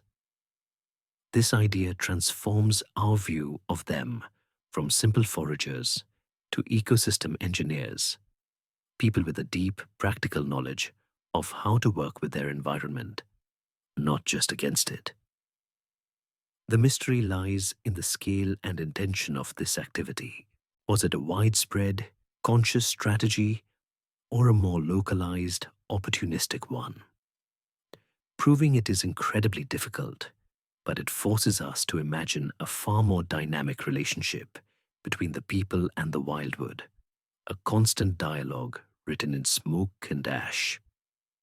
The forest was not an enemy to be conquered, but a partner to be negotiated with, a powerful, living entity that they learned to nudge and guide, creating a world that was both wild and, in its own subtle way, human. That dense, primeval wildwood, which had swallowed the open plains and cast the land into a deep green twilight, presented its human inhabitants with a fundamental problem of movement. To travel on land was to engage in a constant, frustrating battle with the landscape. Every journey was a slow, arduous process of pushing through thorny thickets, scrambling over fallen giants, and navigating by the subtle shifts in the canopy overhead. It was claustrophobic, disorienting, and inefficient. But the people of the Mesolithic had a secret, a way to bypass this terrestrial obstacle course entirely. They had their own superhighway network, a series of broad, shining avenues that crisscrossed the entire country, offering speed, efficiency, and a direct line of sight. They simply took to the water. In the world of the wildwood, the rivers and the coastlines were not barriers to be crossed. They were the very arteries of life, travel, and communication. Let us imagine two families living 20 miles apart in the dense forests of a Mesolithic river valley. For one to visit the other on foot would be a multi-day expedition, a perilous trek through an environment teeming with potential hazards. But in a dugout canoe, that same 20-mile journey could be completed in a single day of leisurely paddling. The rivers were the main roads, the trunk lines of their world. They were not the narrow, channeled, and fast-flowing rivers we see today, hemmed in by floodbanks and agricultural land. The Mesolithic River was a wilder, more sprawling entity, a braided network of channels, backwaters, and marshy islands, moving slowly and purposefully through the wooded lowlands towards the sea. On the quiet surface of this waterway, a small family group could glide almost silently, the rhythmic dip and pull of their paddles the only sound breaking the stillness. From the vantage point of the canoe, the forest that was so oppressive on land became a mere backdrop, a green wall on either side of their path. They could cover immense distances, moving from the summer hunting grounds in the uplands down to the coast for the winter, all by following the patient, guiding hand of the river. These liquid highways were crucial for more than just the seasonal round. They were the threads that stitched their entire society together. Remember the high-quality flint, a vital raw material, which is only found in specific geological locations. We find tools made from this specific flint hundreds of miles away from their source quarry. This is not because one heroic individual made an epic journey across the entire country. It's because the rivers facilitated a vast, down-the-line network of trade and exchange. A group living near the quarry would trade a batch of prepared flint cores with their neighbors downstream, who in turn would trade some with the next group, and so on, until a tool that began its life in a chalk hill in the south of England ended up being used by a hunter in a northern valley. The rivers were the conduits for goods, but also for news, for stories, and for genes. They connected disparate bands, allowing for the exchange of partners, preventing genetic isolation, and ensuring the health of the population. They were the social media network of the Mesolithic, a slow-moving but utterly reliable system for maintaining the relationships and alliances that were essential for survival. And of course, The waterways were a larder. The forest could be fickle, the deer elusive, but the river was a constant, predictable provider. We've spoken of the great seasonal runs of salmon and trout, a bonanza of protein that would have drawn people to the riverbanks in great numbers. But there was more. The slow-moving lower reaches were home to huge pike and eels, which could be speared or caught in ingeniously woven willow traps. The wetlands and estuaries that fringed the rivers were a paradise for bird life. A hunter in a canoe concealed by reeds could take his pick of ducks, geese, swans, and cranes. And the rivers were home to one of the Mesolithic's most valuable animals, the beaver, hunted not just for its meat, but for its incredibly warm, waterproof pelt and for its castoreum, an oily secretion that had medicinal uses. The beaver was a prize. The dams they built also created rich, ponded habitats that attracted even more fish and birds. A perfect example of the ecosystem engineering that the Mesolithic people would have understood and exploited. If the rivers were the highways, then the coastline was the grand central station, the bustling, vibrant capital city of their world. The coast was the ultimate ecotone, a place of explosive biological richness where multiple environments, the forest, the fresh water of the river estuaries, the brackish salt marshes, the intertidal zone, and the open sea all converged. This created a density and diversity of resources that was unmatched anywhere in the interior. A group living on the coast had access to everything the forest people had, plus an entire marine larder on their doorstep. This is what allowed for the settled life we saw at Howick. Why wander when everything you could possibly need was within a day's walk or paddle? They could hunt boar in the coastal woods in the morning, gather shellfish from the rock pools in the afternoon, and check their fish traps in the estuary at dusk. The coastline offered a level of food security that was simply unimaginable in the deep Wildwood. This brings us to the great, tantalizing mystery of the coast. The Mesolithic coastline is not the coastline we see today. Over the last 10,000 years, the sea level has risen dramatically, drowning the low-lying coastal plains where these people would have spent most of their time.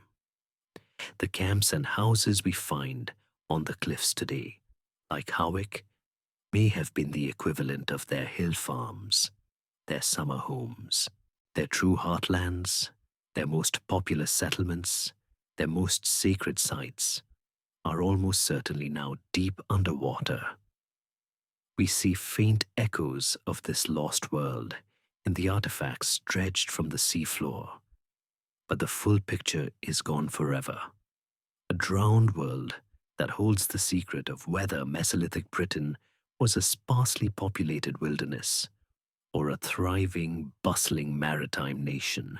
If the rivers and coastlines were indeed the great, shimmering highways of the Mesolithic world, then every family, every small band of pioneers needed a vehicle.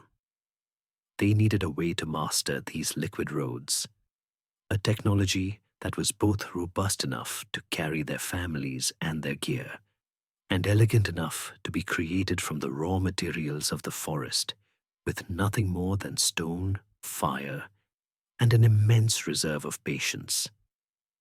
The answer they found, a solution so perfect in its simplicity that it would remain in use for thousands of years, was the dugout canoe. These were not just boats. They were the keys that unlocked the entire landscape. To possess one was to transform the suffocating, tangled Wildwood from a prison into a perfectly navigable map. And the story of how they were made is a testament to an almost forgotten form of genius, a conversation between the human mind, the living tree, and the transformative power of fire. The process did not begin with an axe, but with a walk in the woods. Choosing the right tree was the single most important decision in the entire venture, a choice that could determine the success or failure of weeks of future labor.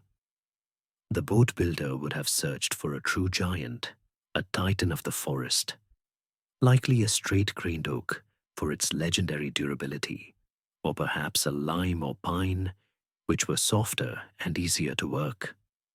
The tree needed to be not only tall and broad of girth, but also healthy, free from rot, and crucially, located as close as possible to the water's edge.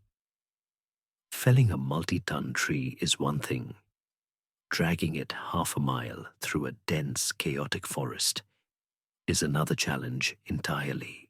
We can imagine the craftsmen spending days observing their chosen tree, walking around it, perhaps placing a hand on its rough bark, assessing its character, and maybe even making a small offering to its spirit before the work began.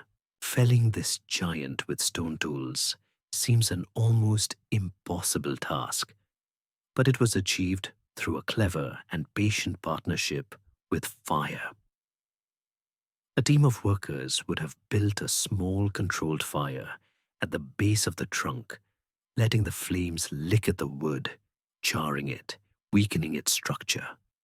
Then, using heavy stone axes and adzes beautifully polished stone heads hafted onto sturdy wooden handles, they would chip and hack away the blackened, brittle wood. Then another fire, more chipping, another fire, more chipping. It was a slow, rhythmic, and collaborative process that could take several days. The sounds would have been the crackle of the flames, the steady, percussive thwack of stone on charred wood, and the murmur of voices coordinating their efforts, until at last, with a great tearing groan that would have echoed through the valley, the forest giant would fall. With the tree on the ground, the true artistry began. The log would be trimmed of its branches and rolled, using levers and sheer human effort, until it lay stable. Now came the hollowing. This too was a task for fire. Small, carefully managed fires were lit along the top surface of the log. The boat builders would have watched them with an eagle's eye, controlling the burn with damp moss and clay, ensuring it didn't get too hot or spread too wide. The goal was not to burn the boat, but to use the fire as a carving tool, a way to remove the bulk of the hardwood far more efficiently than stone tools ever could. After an area was sufficiently charred, the fire would be extinguished, and the workers would descend on the log with their stone adzes, their curved blades perfect for scooping out the soft black charcoal. Layer by layer, fire and stone, burn and scrape, they would slowly, painstakingly hollow out the log's interior. This was a process demanding incredible judgment.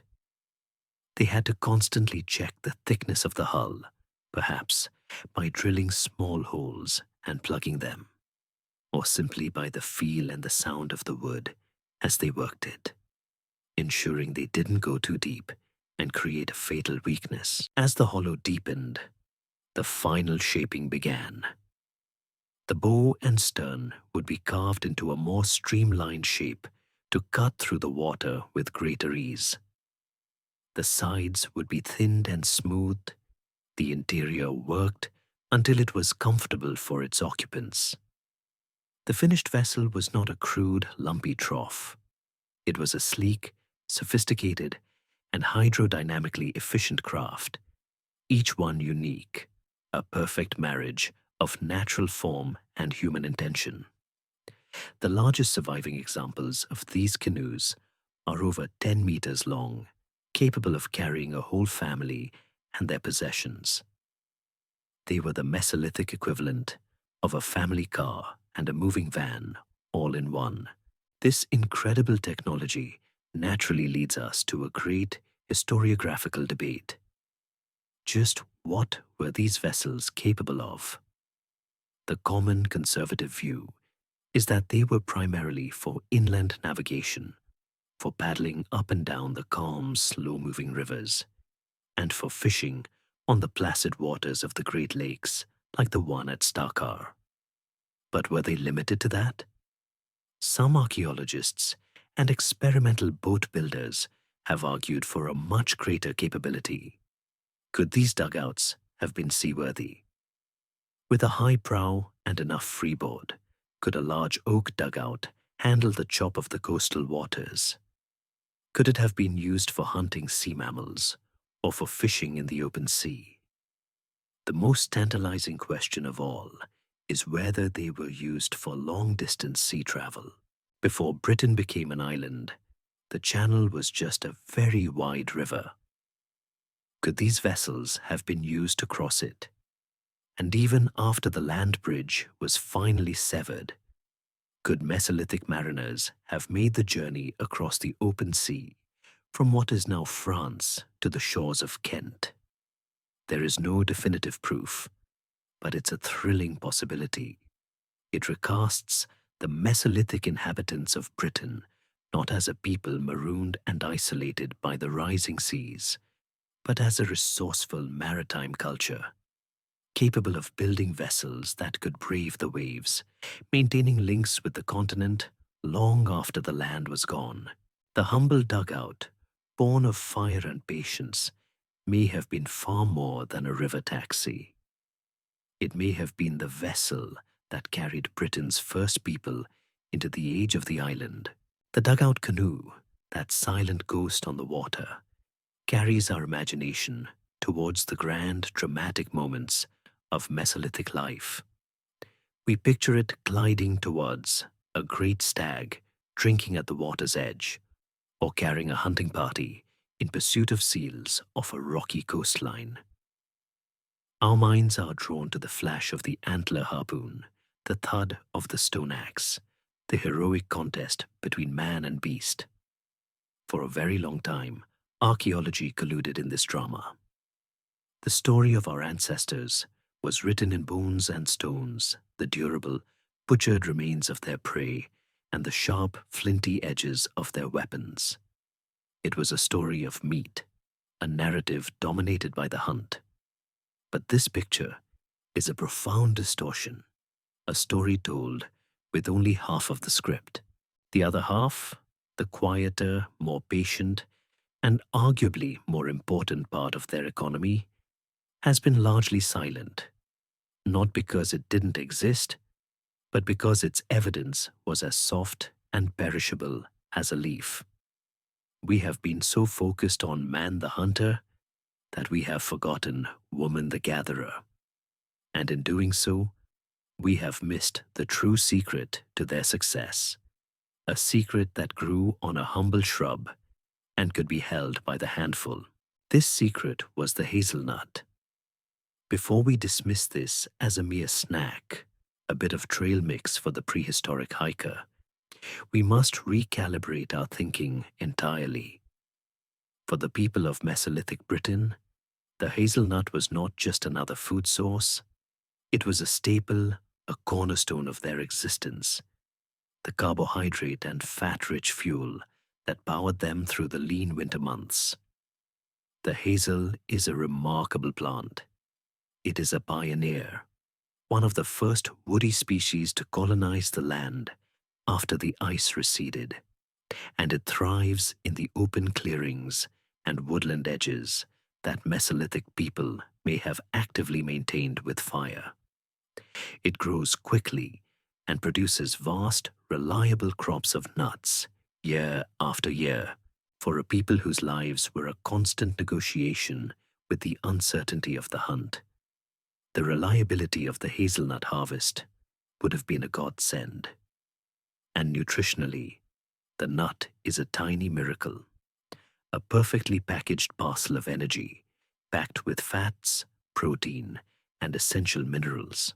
Let us return to that autumn camp we visited earlier in their seasonal round. the entire community would have been mobilized for the harvest.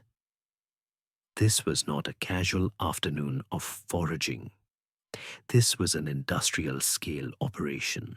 For weeks, the forest would have been alive with the sounds of people moving through the hazel thickets, the rustle of leaves, the snapping of branches, and the steady rhythmic drumming of nuts being shaken onto hide sheets laid on the ground.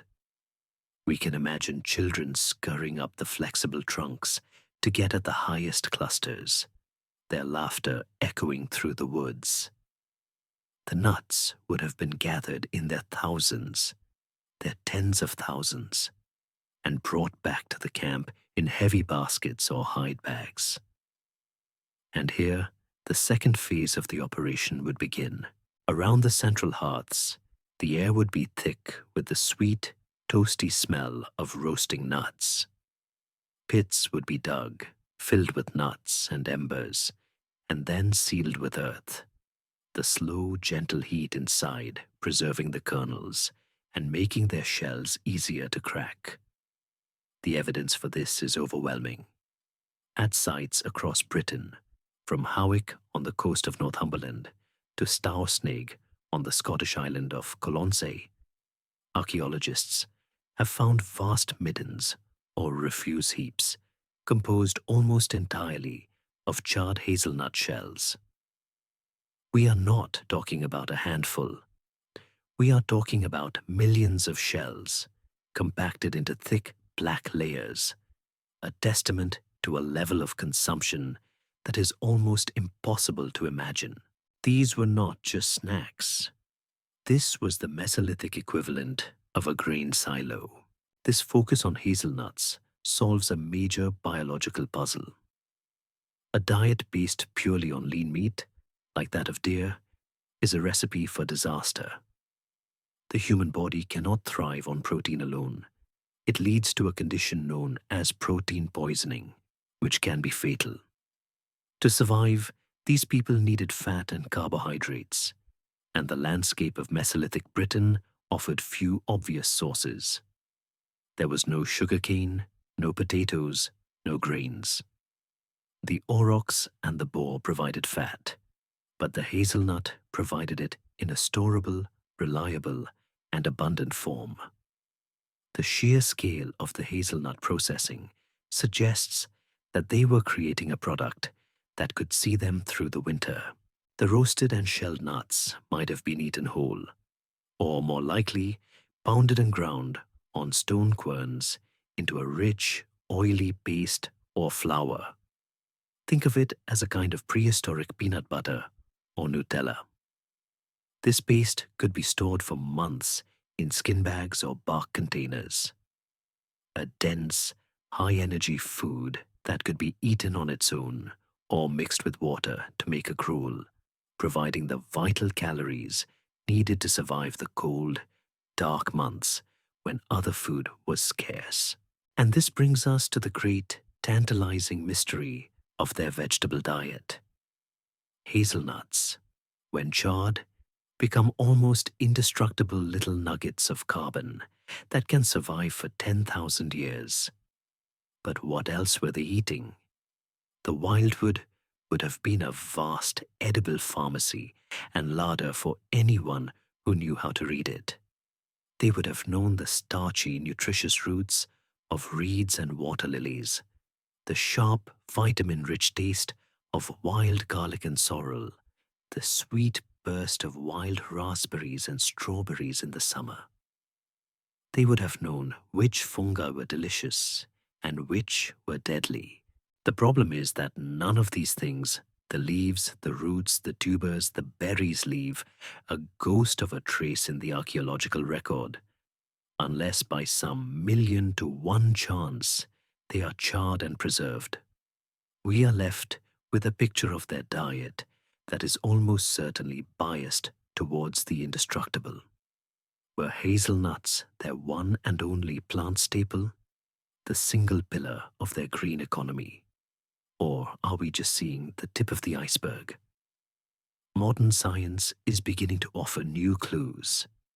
Archaeologists can now analyze the microscopic starch grains left on the surfaces of grinding stones, or the pollen preserved in the calculus, the hardened plaque on ancient human teeth. This painstaking work is starting to reveal a much broader plant-based diet, hinting at the use of wild grains, tubers, and other plants that the hazelnut shells could never tell us about. But the picture is still emerging. And for now, we must look at those vast black layers of nutshells and imagine all the other colors of the forest's bounty that have vanished with time. The hunter's spear was vital, but it was the gatherer's basket, filled to the brim with the small, hard-won riches of the earth, that truly kept the home fires burning. While the people of the Wildwood were perfecting their woodland economy, feasting on hazelnuts and following the deer through the deep forest, an older and far more powerful force was quietly working to reshape their world on a scale they could not possibly have comprehended.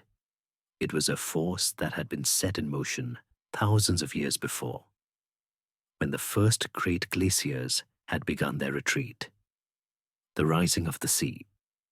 For us, living in an age where sea level change is measured in anxious millimeters per year, it is hard to grasp the sheer scale of what was happening. But for the inhabitants of Mesolithic Britain, this was not a sudden, dramatic crisis. It was a slow, patient, and utterly inexorable thief. A presence that stole their world, not by the meter, but by the generation. The process was driven by two immense geological engines working in tandem. The first was simple and global. The colossal ice sheets that had once buried half the continent were melting, and all that locked up water was returning to the world's oceans. This is called eustatic sea level rise. It was happening everywhere, from the coasts of Africa to the shores of Asia. But in Britain, this global effect was complicated by a second, more local, and more theatrical process.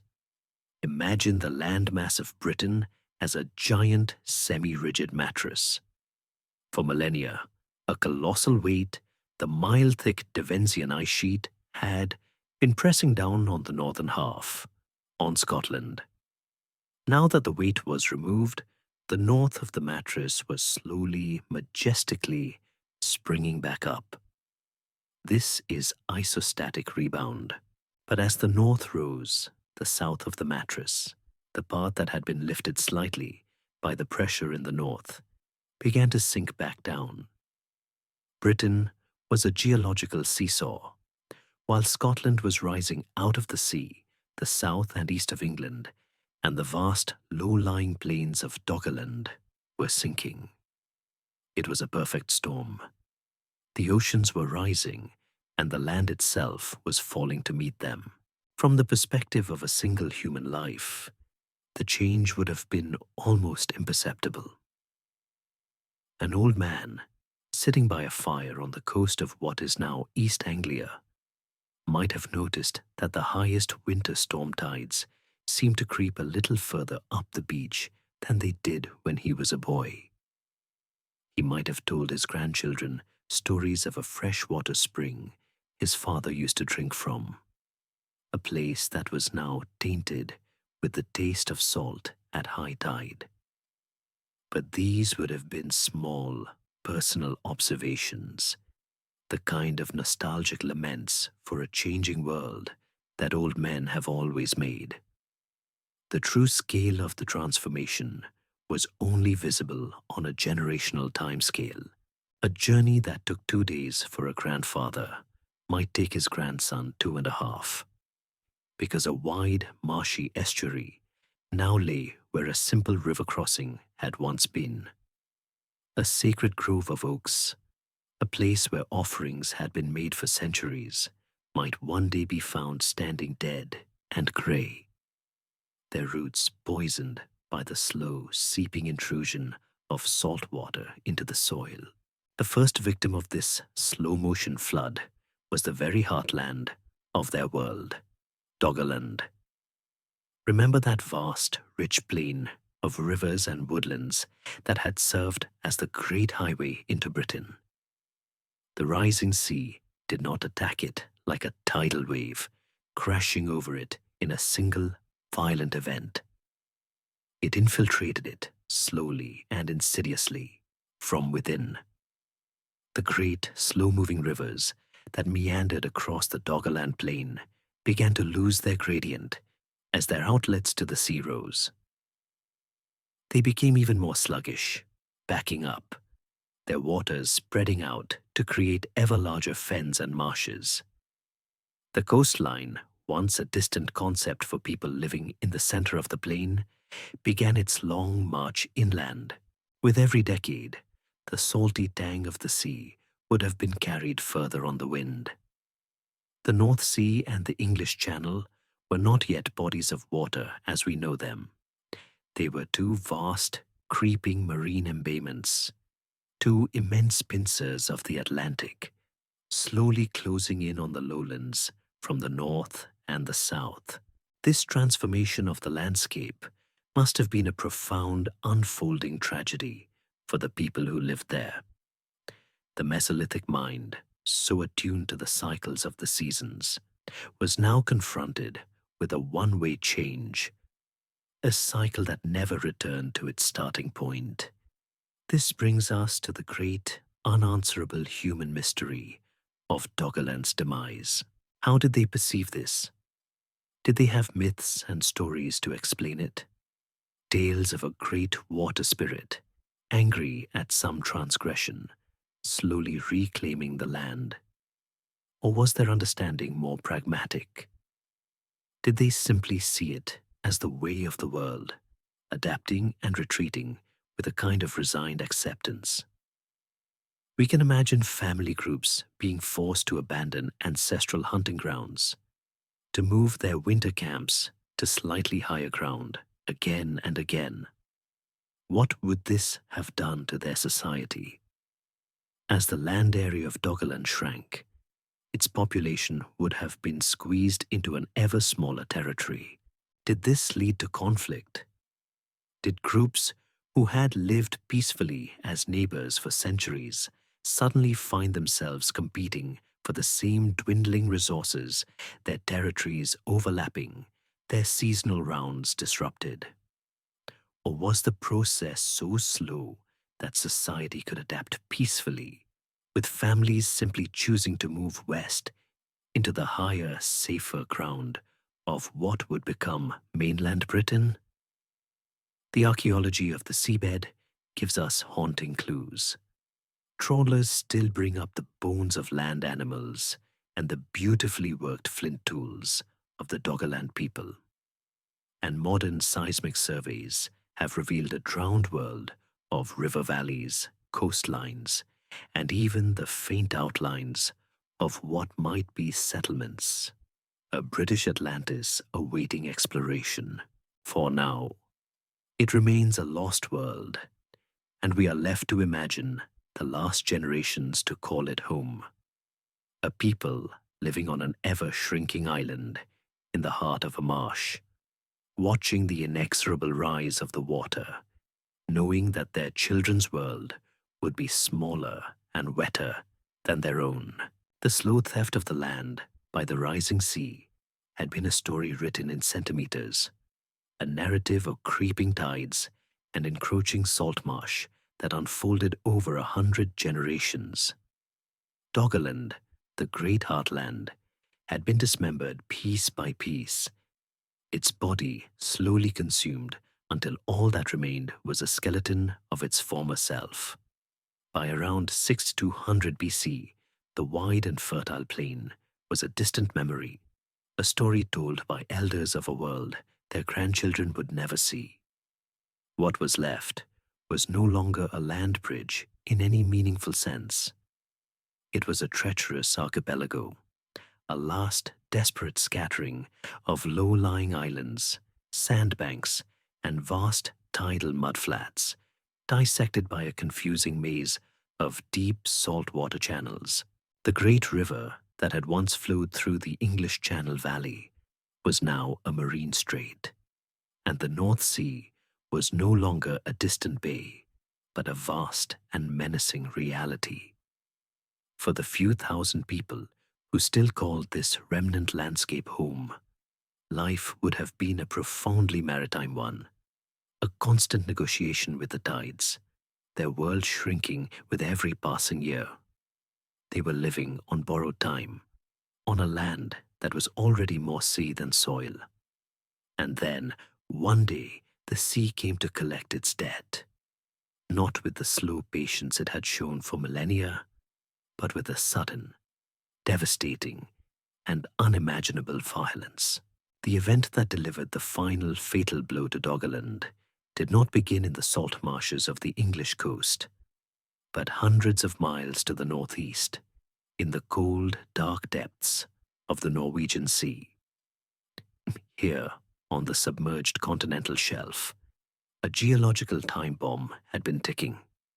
For thousands of years, the great rivers of Scandinavia, swollen with glacial meltwater, had dumped billions of tons of sediment onto the sloping edge of the shelf. This created a vast, unstable pile of mud, sand, and gravel, a submarine mountain range of loose debris, hundreds of kilometers long.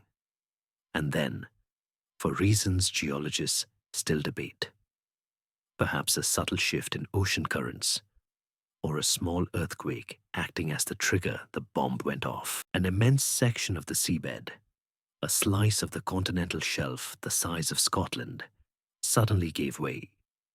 It was the Storrga slide, one of the largest landslides, on land or underwater, in the recent history of our planet. In a matter of hours, a volume of material more than 300 times the size of Mount Everest slid and slumped into the abyssal deep, a silent, world-changing catastrophe happening in the crushing darkness, miles beneath the waves. A displacement of this magnitude does not happen quietly in the water column above.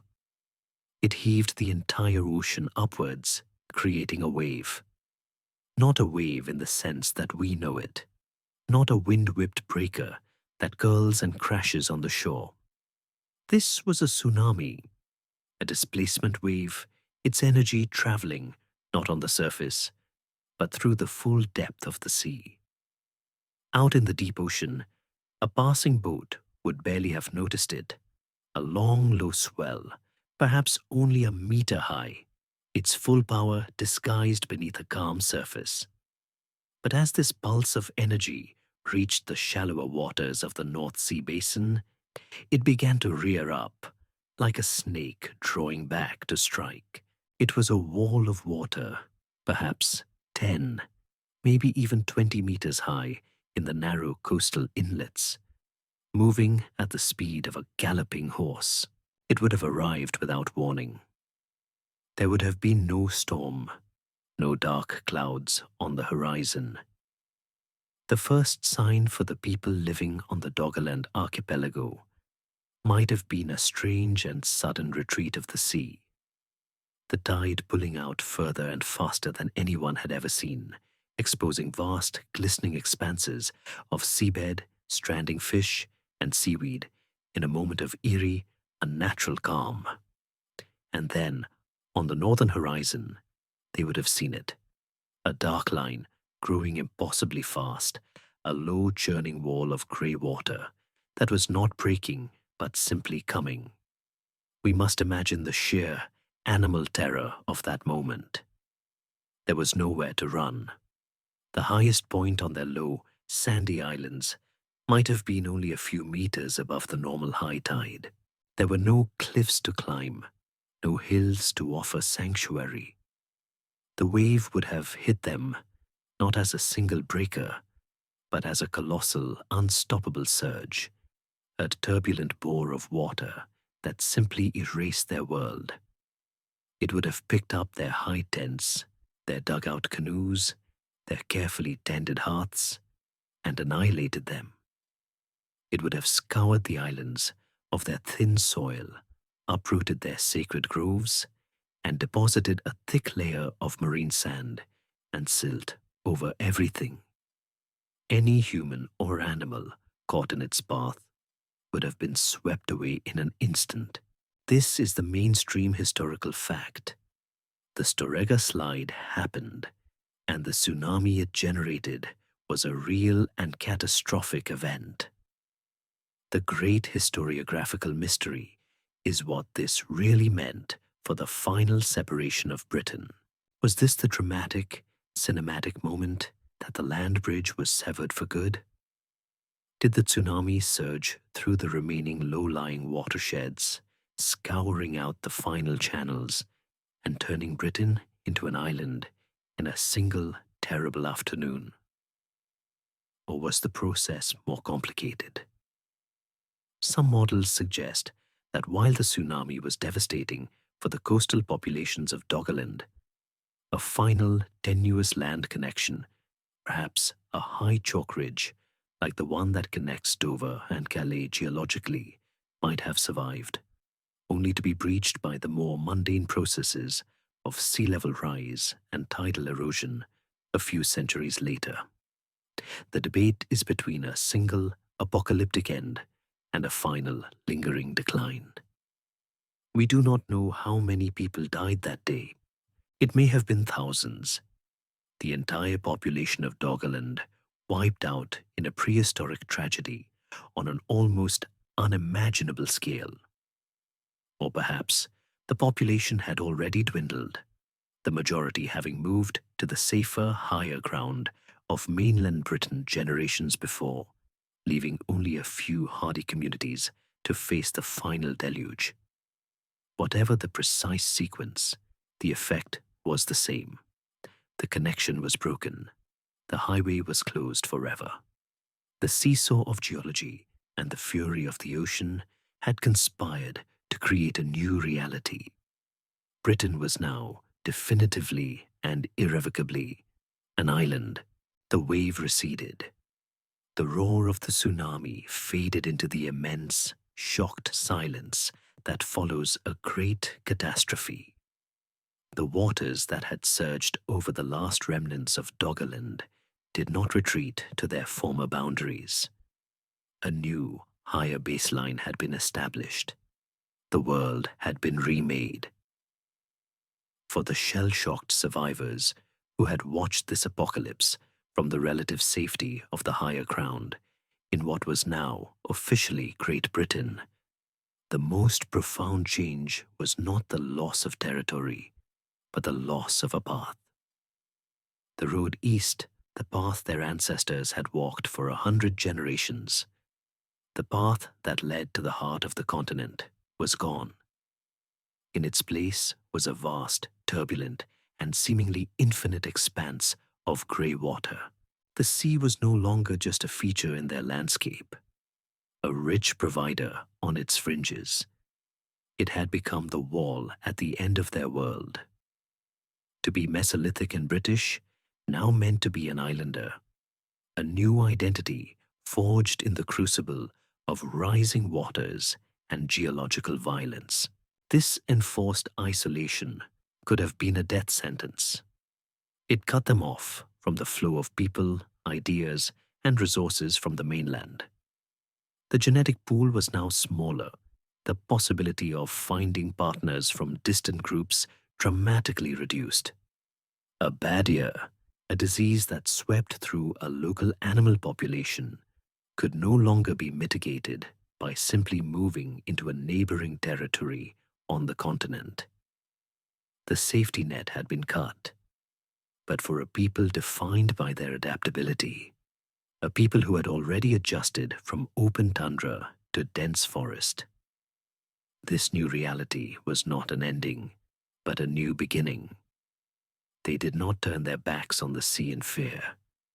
They turned to face it, and in its restless energy, they found their future.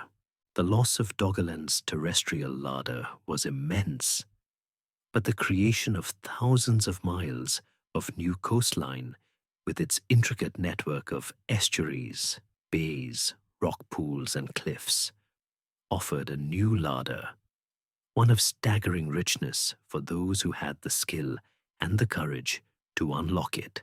Life on this new coastline was a life lived to the rhythm of the tides.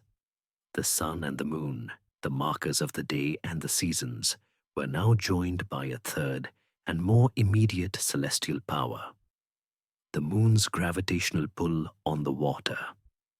The daily ebb and flow became the metronome of their existence.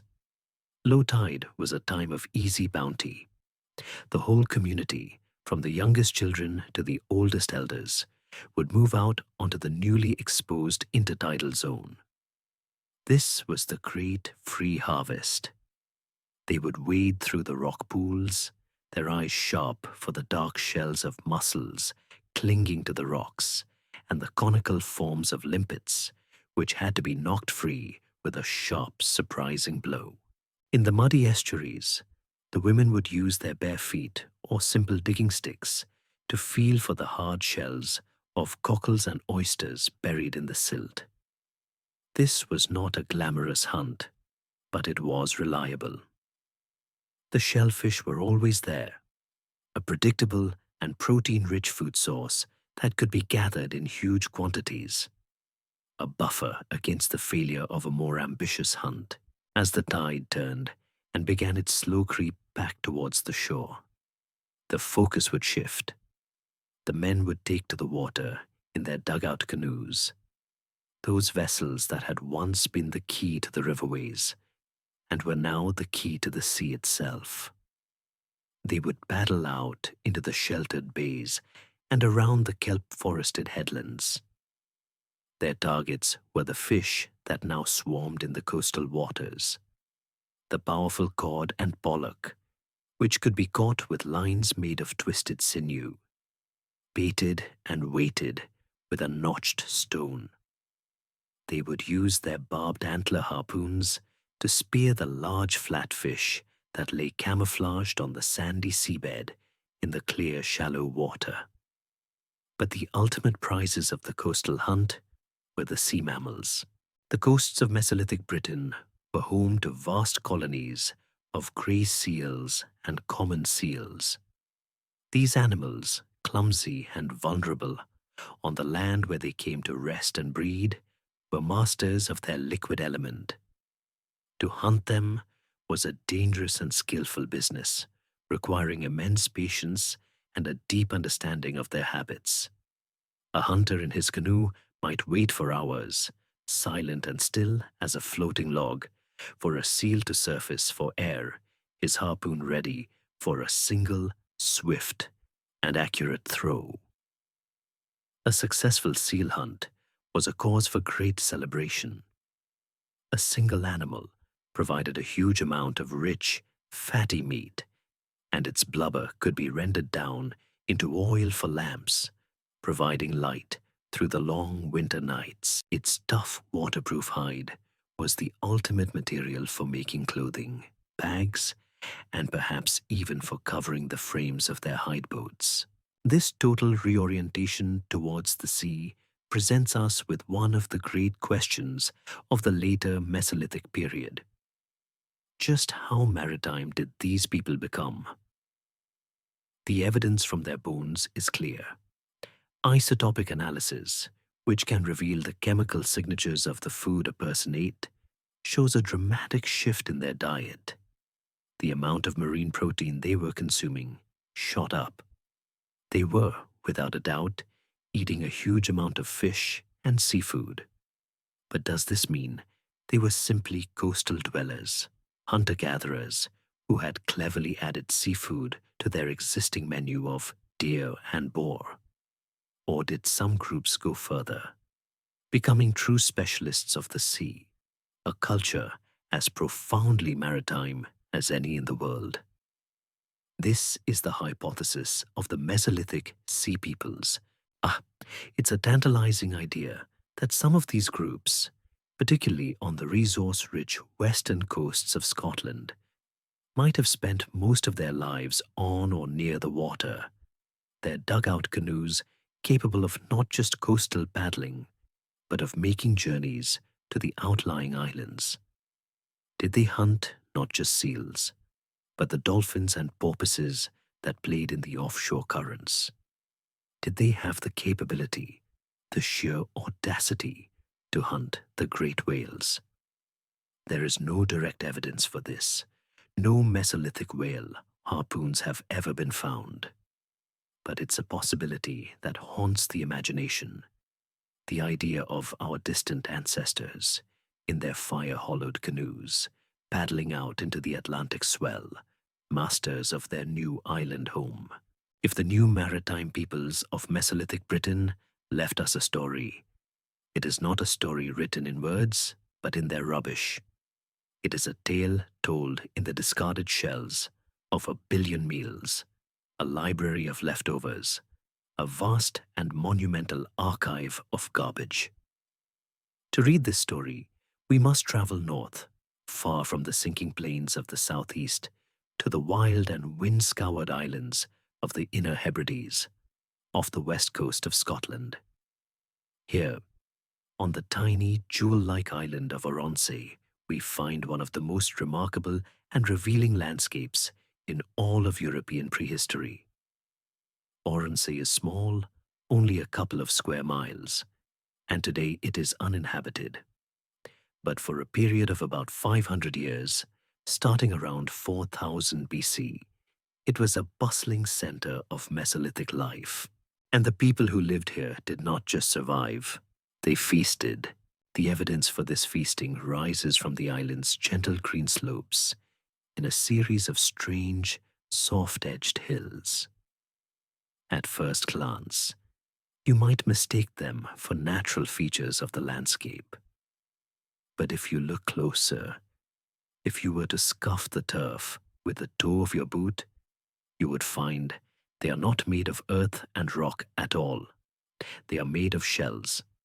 These are the Oronsay shell middens, colossal man-made mounds of discarded seafood, some of them containing millions upon millions of individual shells. They are the accumulated kitchen waste of a people who lived and ate here for 20 consecutive generations. To stand on one of these middens is to stand on a monument to appetite, a testament to a way of life utterly and completely oriented towards the sea. The sheer scale is difficult to comprehend.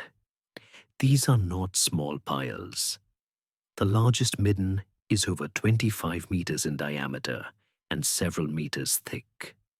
They are the Mesolithic equivalent of a city landfill built slowly, meal by meal, tide by tide, over half a millennium.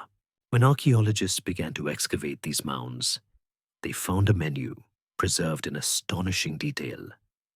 The overwhelming majority of the shells, the great bulk of the middens, are from two humble species, the common limpet and the periwinkle. These were the daily bread of the Oronsay people. We can imagine them at low tide, moving across the slippery, seaweed-covered rocks, armed with simple stone limpet hammers, knocking the stubborn mollusks from their stony perches. But mixed in with this mountain of limpets were other, more exciting finds. The bones of fish, particularly saithe, a member of the cod family, were incredibly common. These were not small fish. Analysis of their vertebrae showed they were large, mature individuals, likely caught on lines from dugout canoes in the deep, fast-moving tidal currents between the islands. They also found the bones of seals, the great prize of the coastal hunt, and the remains of numerous seabirds. This was not a starvation diet. This was a rich and varied cuisine, a community that had so mastered its marine environment that it could pick and choose from the ocean's bounty. The true genius of the Oronsay middens, however, is what they can tell us about time. They are not just a menu, they are a calendar. Archaeologists have used two incredibly clever scientific techniques to read this calendar. The first is to look at the otoliths, the tiny calcium carbonate earstones of the Seath. Like the rings of a tree, otoliths lay down daily growth rings, and the width of these rings varies with the seasons. By examining the final ring on an otolith from the midden, scientists can determine with incredible precision the season, sometimes even the month, in which that specific fish was caught and eaten. The second technique involves analyzing the chemistry of the periwinkle shells themselves by measuring the ratio of different oxygen isotopes in the shell's growth bands. They can reconstruct the temperature of the seawater in which it grew, again allowing them to pinpoint the season of its harvest. What this detailed analysis revealed was a pattern. It seemed that different middens were used at different times of the year.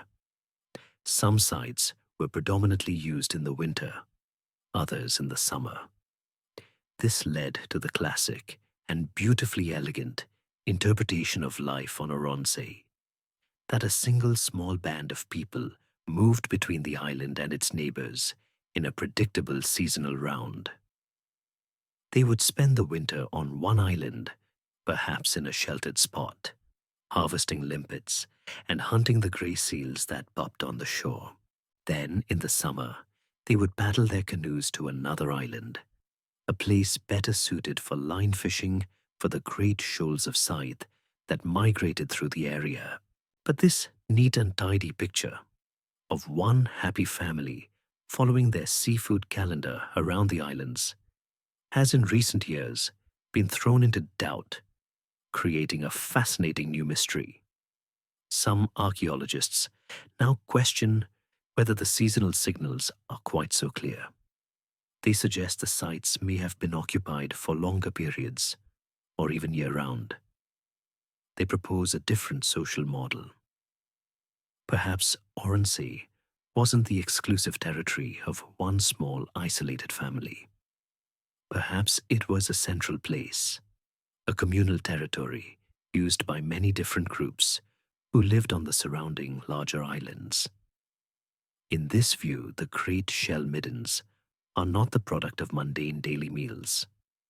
They are the spectacular remains of great seasonal feasts. We can imagine a time in the summer when multiple families would gather on Oronsay, a prehistoric festival of the sea. They would come together to arrange marriages, to exchange news and stories, and to reaffirm their social bonds. And they would feast for days on end on a truly epic scale, catching thousands of fish and gathering tens of thousands of shellfish, their discarded shells forming these great, enduring monuments. Are the middens of Oronsay the quiet, domestic garbage of a single family?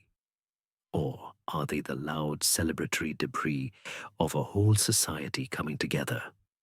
The shells remain silent on the matter, leaving us to wonder at the human stories buried beneath their pearlescent hills. Our story so far has largely been an English one. Its center of gravity, located in the drowned plains of Doggerland, the lakeside camp at Storrga, and the sinking coastlines of the south and east. But to tell the story of Mesolithic Britain is not to tell a single monolithic tale. It is to listen to a chorus of different voices, to hear the regional accents and the local dialects of a culture that was spread across 1,000 miles of wildly varying landscapes. As the Wildwood thickened and the rising seas created new barriers and new opportunities, the common Mesolithic toolkit and way of life began to diverge, adapting to local conditions, creating distinct cultural flavors in the north and the west. To understand this richer, more complex picture, we must now turn our ears to the whispers from the west, to the unique stories being written in the mountains of Wales, the islands of Scotland, and most mysteriously of all, across the sea in Ireland. Ireland's story begins with an act of incredible audacity. While Britain was, for a time, an easy place to walk to, Ireland has been an island for much longer. Even at the height of the last ice age, with sea levels at their lowest, a deep and treacherous channel of cold water separated it from the rest of Europe. There was no Irish land bridge. This means that the first people to set foot in Ireland, sometime around 8000 BC, did not get there by accident. They were not simply following a herd of deer that had wandered west. They had to have looked out from the coast of either Britain or mainland Europe, seen what looked like a distant smudge on the horizon, or perhaps saw nothing at all, and were simply guided by the flight of migratory birds and made a conscious, deliberate, and terrifyingly dangerous decision to get in a boat and paddle out into the open sea. This was not a river crossing. This was a blue water voyage, a genuine maritime expedition into the unknown. Who were these first Irish pioneers? This is a profound mystery. Did they come from Britain, island hopping across the narrow North Channel from Scotland? Or did they make a much longer journey directly from the coasts of France or Spain, as some more romantic, though less supported, theories have suggested? Whoever they were, they found a land that was subtly different from its larger neighbour. Ireland was an island of forests and rivers, but it was a gentler, less intimidating landscape. Crucially, it was an impoverished ecosystem. Many of the large animals that roamed Britain's Wildwood, like the aurochs and the elk, had never made it across the sea. The largest land mammal the first settlers would have encountered was the wild pig. This had a huge impact on their way of life. They could not be big game hunters in the same way as their British cousins. Instead, they became masters of the river and the forest floor. At a site called Mount Sandal in County Derry, archaeologists found the remains of a settlement that rivals Storrga in its importance. Here, on a high bluff overlooking the River Bann, a community built sturdy, circular huts, their foundations marked by post holes, very similar in style to the house at Howick. And here they lived, not just for a season, but year-round. Their rubbish tells a story of a diet based on the incredible bounty of the river salmon, trout, and eels, supplemented by the wild pigs, birds, and hazelnuts from the surrounding forest. They were a people of the river, their lives tuned to its seasonal pulses, and they developed their own distinctly Irish style of tool. Instead of the tiny geometric microliths common in Britain, they favored a larger, beautifully worked, leaf-shaped flint tool known as a ban flake. It was their Swiss Army knife, an all-purpose tool for butchering fish, working wood, and processing plants. The Mesolithic of Ireland is a quiet and self-contained story, a testament to a small, resourceful population who, having made one great leap of faith across the sea, created a stable and successful world for themselves that would last for 4,000 years. If Ireland's story is one of audacious arrival and quiet adaptation, Scotland's is a tale of life lived on the edge, a masterclass in coastal survival. As we have seen on the island of Aronsay, the people of the Scottish Mesolithic became some of the most specialized maritime hunters in the world. But their world extended far beyond that one small island. From the Clyde estuary to the remote Orkney Islands, they left a trail of shell middens and coastal camps. Theirs was a world defined by the tide, the cliff, and the open water. In a cave at Oban, archaeologists found the remains of a family group, buried with grave goods that included harpoons and necklaces of shells, a people whose identity was bound to the sea even in death. Further north, the challenges were even greater. The Scottish Highlands, with their thin soils and harsh climate, supported a far less dense forest and fewer large animals. Survival here meant a total reliance on the coast. At sites like Sand, on the west coast of Skye, we find evidence of communities living in pit houses, harvesting a staggering array of marine resources from seals and otters to over 30 species of fish. This intense focus on the sea raises a thrilling question. Just how far did their maritime world extend? Did they have the seafaring technology, the navigational skills, and the sheer courage to colonize the far-flung northern isles of Orkney and Shetland? Finding definitive Mesolithic sites in these remote archipelagos is incredibly difficult, but tantalizing hints have emerged. The possibility that these early mariners were making regular open ocean voyages to these distant islands thousands of years before the Vikings would completely rewrite our understanding of their capabilities. They were not just coastal foragers. They may have been Europe's first true deep-sea explorers. And what of Wales? Its story is perhaps the most subtle, a whisper caught between the relative riches of England and the dramatic maritime tales of Ireland and Scotland.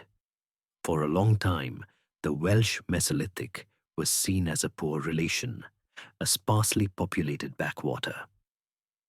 But recent discoveries are revealing a unique and vibrant culture. On the Pembrokeshire coast, at a site called the Nabhead, a community lived overlooking the Irish Sea.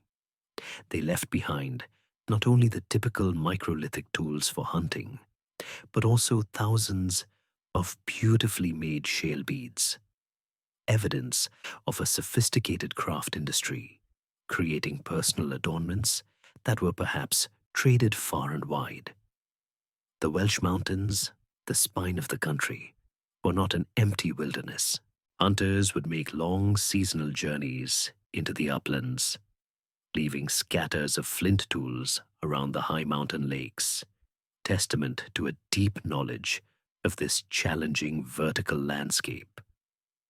Wales was a bridge, a place that looked both east towards the forested heartlands of Britain and west across the sea to Ireland.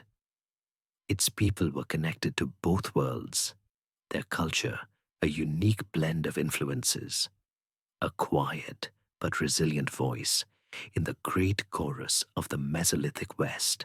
From the windswept coasts and the remote Western Isles, with their great monuments of shell and their whispers of epic sea voyages, let us now pull our focus inwards. Let us travel away from the stories of entire communities and seek out the story of a single person. For it is in the life, and more importantly, the death of one individual, that the vast impersonal narrative of the Mesolithic can suddenly become breathtakingly intimate.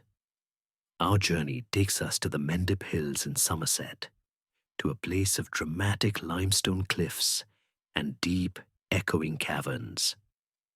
We are going to a place called Cheddar Gorge, and we are going there to meet a man who died more than 9,000 years ago. A man who, until very recently, was a complete and utter mystery. Our destination is a specific cavern, Gough's Cave.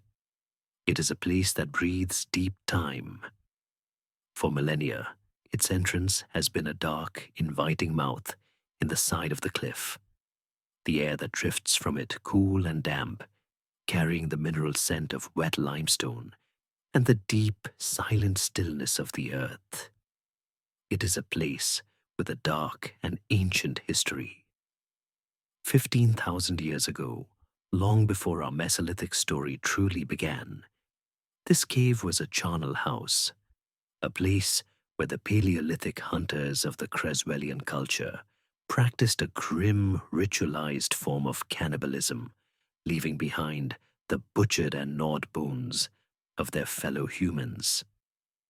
The cave, it seems, has always been a place of profound and sometimes terrible significance. And it was here in 1903 that workmen digging a drainage ditch near the cave entrance found something remarkable. Curled up on his side in a small recess in the rock lay the almost complete skeleton of a man. He was named, with a certain lack of imagination, Cheddar Man, and for over a century, that is almost all he was: a name, a collection of bones, and a date. Radiocarbon dating placed him at the heart of the Mesolithic, around 7th 150 BC. He was, and remains, Britain's oldest near-complete human skeleton. He became a silent celebrity, the archetypal ancient Briton. Reconstructions were made of his face, artists and sculptors speculating on his features. They almost always depicted him in the same way, with pale skin, light brown hair, and the rugged but recognizably European features of a modern inhabitant of Somerset. He was a blank slate, a prehistoric everyman onto whom we projected our own image, assuming a simple, linear ancestry that stretched from him to us. He lay in his museum case, a fascinating but ultimately mute witness, his deepest secrets locked away in the very fabric of his being. And there he waited, for 100 years, for science to invent a key. That key was the science of ancient DNA. In 2018, a team of scientists from the Natural History Museum and University College London embarked on a project that sounded like science fiction. They were going to sequence Cheddar Man's entire genome. The challenge was immense. DNA is a fragile molecule, and after 9,000 years in a damp cave, most of it had degraded to nothing. But they had a secret weapon. They knew that the densest, best protected bone in the entire human body is the petrous bone, a tiny, pyramid-shaped part of the temporal bone that houses the inner ear. It is a biological vault. With painstaking care, they drilled a tiny hole, no wider than a pencil lead, into Cheddar Man's petrous bone and extracted a few milligrams of bone powder. From this dust, using revolutionary new sequencing techniques, they managed to piece together the shattered fragments of his genetic code. It was the ultimate cold case, and the forensics team had just opened a genetic time machine. What they found sent shockwaves through our understanding of British history. The first revelation was his eyes. The genes were unequivocal. Cheddar Man had blue eyes. The second was his hair, dark brown or black, with a texture that was wavy or curly. But it was the third revelation that changed everything. The genes that control skin pigmentation told a story that no one had predicted. Cheddar Man's skin was not pale. It was not fair. It was dark. Ranging, the scientists said, from dark brown to almost black. Let that sink in for a moment. The oldest known Briton, the man we had held up for a century as our founding father, looked more like the inhabitants of sub-Saharan Africa than a modern Englishman. This one discovery, pulled from a pinch of bone dust, completely and utterly demolished our lazy, linear assumptions about what ancient Europeans looked like. It proved that whiteness, as a widespread trait in the population of Britain, was a recent arrival. Coming much, much later with the first farmers, his genes told other stories too. They confirmed he was lactose intolerant, unable to digest milk, as an adulter trait shared by all Mesolithic people. And they connected him to the wider world. His genetic profile was that of the Western hunter-gatherer group. the same people who had first crossed Doggerland. His closest relatives were not modern Britons, but other Mesolithic skeletons found in Spain, Hungary, and Luxembourg. He was a true European of his time. And this brings us to the lingering mystery of the man himself. His genes tell us who he was, but his bones remain quiet about how he died. He was young, only in his early 20s. He was healthy, with strong teeth and no signs of major disease. There is a lesion on his skull, just above his left eye, but it's unclear if this was a fatal wound or an old, healed injury. Did he die violently in a conflict with another human? Was he killed by an animal? Or did he simply succumb to an infection, a prehistoric flu, and crawl into the quiet, cool darkness of the cave to die? We don't know if he was deliberately buried by his family, or if he died alone and was simply covered by the accumulating sediments of the cave floor. Cheddar Man has given us his face, a face that is both startlingly different and deeply, recognizably human. But the final chapter of his personal story, the story of his last days, remains his own. The stark, scientific portrait of Cheddar Man, with his dark skin, dark, curly hair, and piercing blue eyes, gives us a face to put to this ancient world. It allows us, for a moment, to look across the gulf of 9,000 years and see a person, not a specimen. But the portrait, as revolutionary as it is incomplete. It is the image of a man stripped bare. It tells us nothing of how he presented himself to the world, nothing of the choices he made to adorn his body, to signal his identity, his status, or his membership in a particular group. To find these missing pieces of the picture, we must search for the faintest, most personal of traces. The art they wore, the beautiful, non-essential things they created not just to survive, but to live with a sense of style and meaning. For a long time, the British Mesolithic was considered an age without art, a purely functional, pragmatic period. The people were seen as too busy surviving to have time for the frivolities of decoration. But this grim, colorless view has been slowly and surely proven wrong by a series of small, exquisite discoveries. Mesolithic people, it turns out, had a keen eye for beauty and a desire for self-expression. They had jewelry. It was not jewelry of gold or silver, but it was no less precious for that, for its value was measured in the time, skill, and deep knowledge of the natural world required to create it. One of the most common forms of adornment was the simple, humble bead. At sites like the Nab Head in Wales, archaeologists have found thousands of them, tiny, disc-shaped beads painstakingly crafted from the soft, grey-black stone we call shale. To make one of these beads, a person would first have to find the right kind of stone, then shape it into a small disc, and finally, undertake the most difficult task of all, drilling a tiny hole through its center so it could be strung. They did this with a delicate flint drill bit called a borer, a slow, patient process of twisting and applying pressure, where a moment's carelessness could shatter hours of work.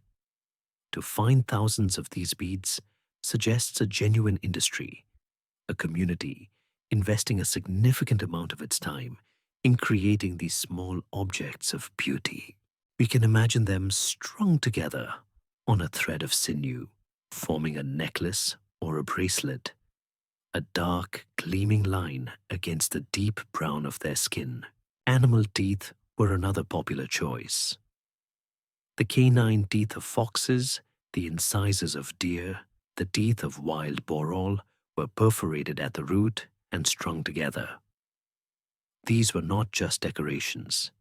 They were trophies, powerful symbols of a hunter's skill and courage. To wear a necklace of bare teeth was to carry the very essence of that formidable animal with you, a statement of your own power and your relationship with the spirit of the hunt. But the most beautiful and mysterious materials they used came from even further afield. At Storrga, buried in the same peat that preserved the antler frontlets, a single, perfect pendant was found. It was made of amber, that strange, fossilized resin, the golden tears of ancient pine trees, which washes up on the shores of the Baltic Sea, hundreds of miles away. How did this one piece of amber travel all the way to a lakeside camp in Yorkshire? It is a testament to the vast, slow-moving trade and exchange networks that crisscrossed Mesolithic Europe. A single, beautiful object passed from hand to hand, its story growing with every transaction, until it finally came to rest in the damp earth of a distant island. It is a drop of frozen sunshine, a tangible link to a world far beyond their immediate horizon. But if personal adornment gives us a glimpse into their sense of style, the art they engraved onto their tools offers a window into their minds. And it is here that we encounter a deep and fascinating mystery. The art of Mesolithic Britain is almost entirely abstract. While their contemporaries in Scandinavia were carving lifelike images of elk and whales onto rock faces and bone tools, the British artists seemed uninterested in depicting the world around them. Instead, they decorated their antler harpoons and bone tools with intricate geometric patterns, chevrons, zigzags, hatched triangles, and complex latticework designs. These are not random doodles. They are carefully executed, deliberate patterns. Engraved with a sharp flint point, the lines precise and confident.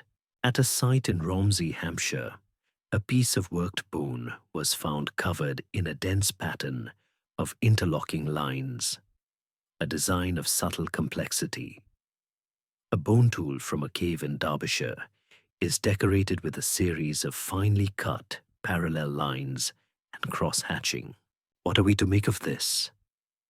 This is the great open question of Mesolithic art. Were these patterns purely decorative, the pleasing rhythmic work of a human mind that finds beauty in order and symmetry?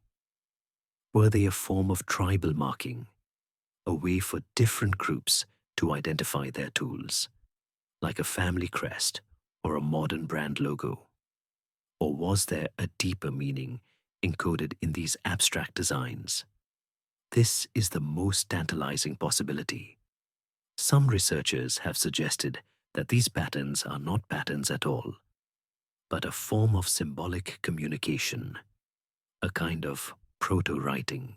Could the zigzag lines on a harpoon be a map of a river system, a guide to the best fishing spots? Could a series of notches and lines be a lunar calendar, a way of tracking the months and the seasons, essential knowledge for a people whose lives were so closely tied to the cycles of nature? Could the complex lattice work represent the weave of a fish trap, a form of sympathetic magic intended to ensure a good catch? We have no Rosetta Stone to decipher these enigmatic symbols. The code, if there ever was one, is lost forever. But it forces us to consider the possibility that these people, who we so often imagine as silent, pre-literate hunters, may have had a sophisticated system for recording and transmitting complex information. Their art, so quiet and unassuming, might just be a language that we have forgotten how to read. For 4,000 years, the sea had been the wall at the end of the world. Since the final flooding of Doggerland, the people of Britain had lived in a state of splendid self-contained isolation. They were islanders to their very core. Their world was the deep green of the Wildwood and the endless shimmering grey of the Atlantic. Their stories were of the deer and the salmon, of the spirits of the river and the power of the tide. They had perfected a way of life, a delicate and successful dance with their environment that had sustained them for 150 generations. Their world, as far as they knew, was the whole world, its rhythms ancient, its future a predictable continuation of its past. And then one day, on a beach somewhere on the southern coast, a strange boat landed. A new story had begun, and it was a story in which they, the original people of this land, would not be the heroes. The newcomers did not arrive as an invading army. There was no fleet of warships, no clash of arms on the shingle. The arrival was likely a quiet, tentative affair. A few small boats, perhaps not the heavy dugouts of the locals, but lighter craft made of animal hides stretched over a wooden frame, landing in a sheltered cove. The people who stepped out of them would have looked and sounded utterly alien. They may have worn clothes not of leather and fur, but of a strange, woven material called wool. They spoke a language that shared no roots with the tongues of the native islanders. But the strangest thing of all was their luggage. They brought with them a collection of things so bizarre, so profoundly unnatural, that the local Mesolithic people who may have watched them from the cover of the woods would have struggled to comprehend what they were seeing. They brought with them pens made of wicker, and inside these pens were animals. Not wild animals, captured for a feast, but strange placid creatures, smaller, tamer versions of the mighty aurochs, and a completely new animal, a white, fluffy, docile beast that we would call a sheep. And they carried with them leather bags filled not with nuts or dried meat, but with tiny, hard, inedible-looking seeds. These were the first Neolithic farmers. They were not just new people. They were the bearers of a revolutionary and world-altering idea. It was an idea born thousands of miles away and thousands of years earlier in the fertile crescent of the Middle East, an idea that had been slowly spreading across Europe for generations, transforming every culture it touched. And the idea was this: you did not have to find your food. You could make it. You did not have to follow the herds. You could own them. You did not have to gather the bounty of the forest. You could clear the forest and command the bounty to grow from the earth at your feet. For a Mesolithic mind, this would have been little short of magic, and a deeply sacrilegious magic at that. The forest was not an obstacle to be cleared. It was a sacred, living entity, the home of the spirits and the provider of all things.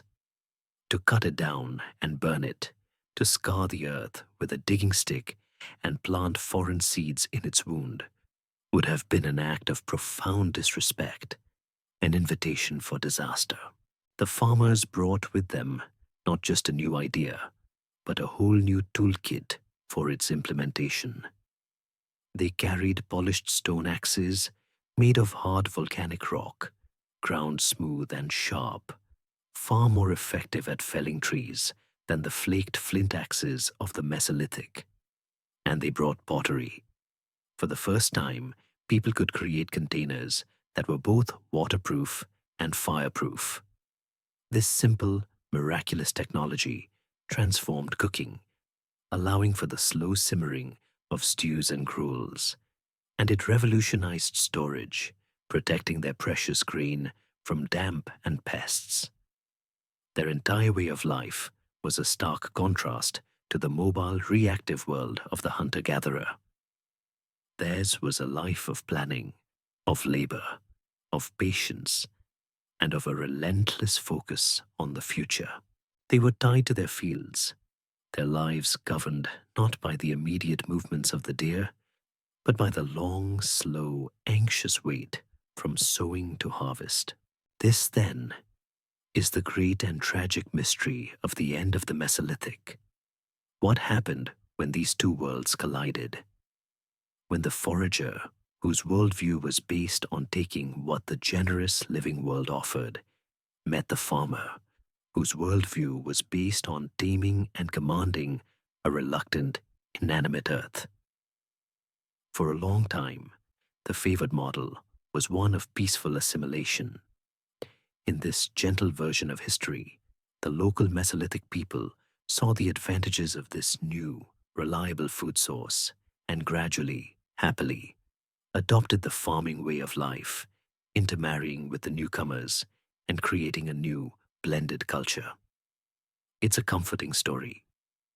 But the cold, hard science of genetics has recently told a different and much starker tale.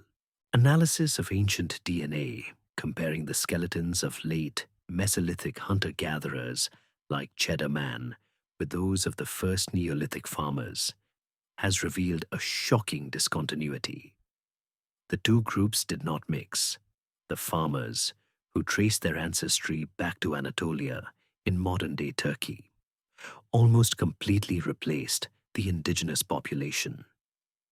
Within a few centuries of their arrival, the ancient genetic signature of the Western hunter-gatherers, a lineage that had occupied Britain for 6,000 years, simply vanishes. This was a population replacement on a massive scale.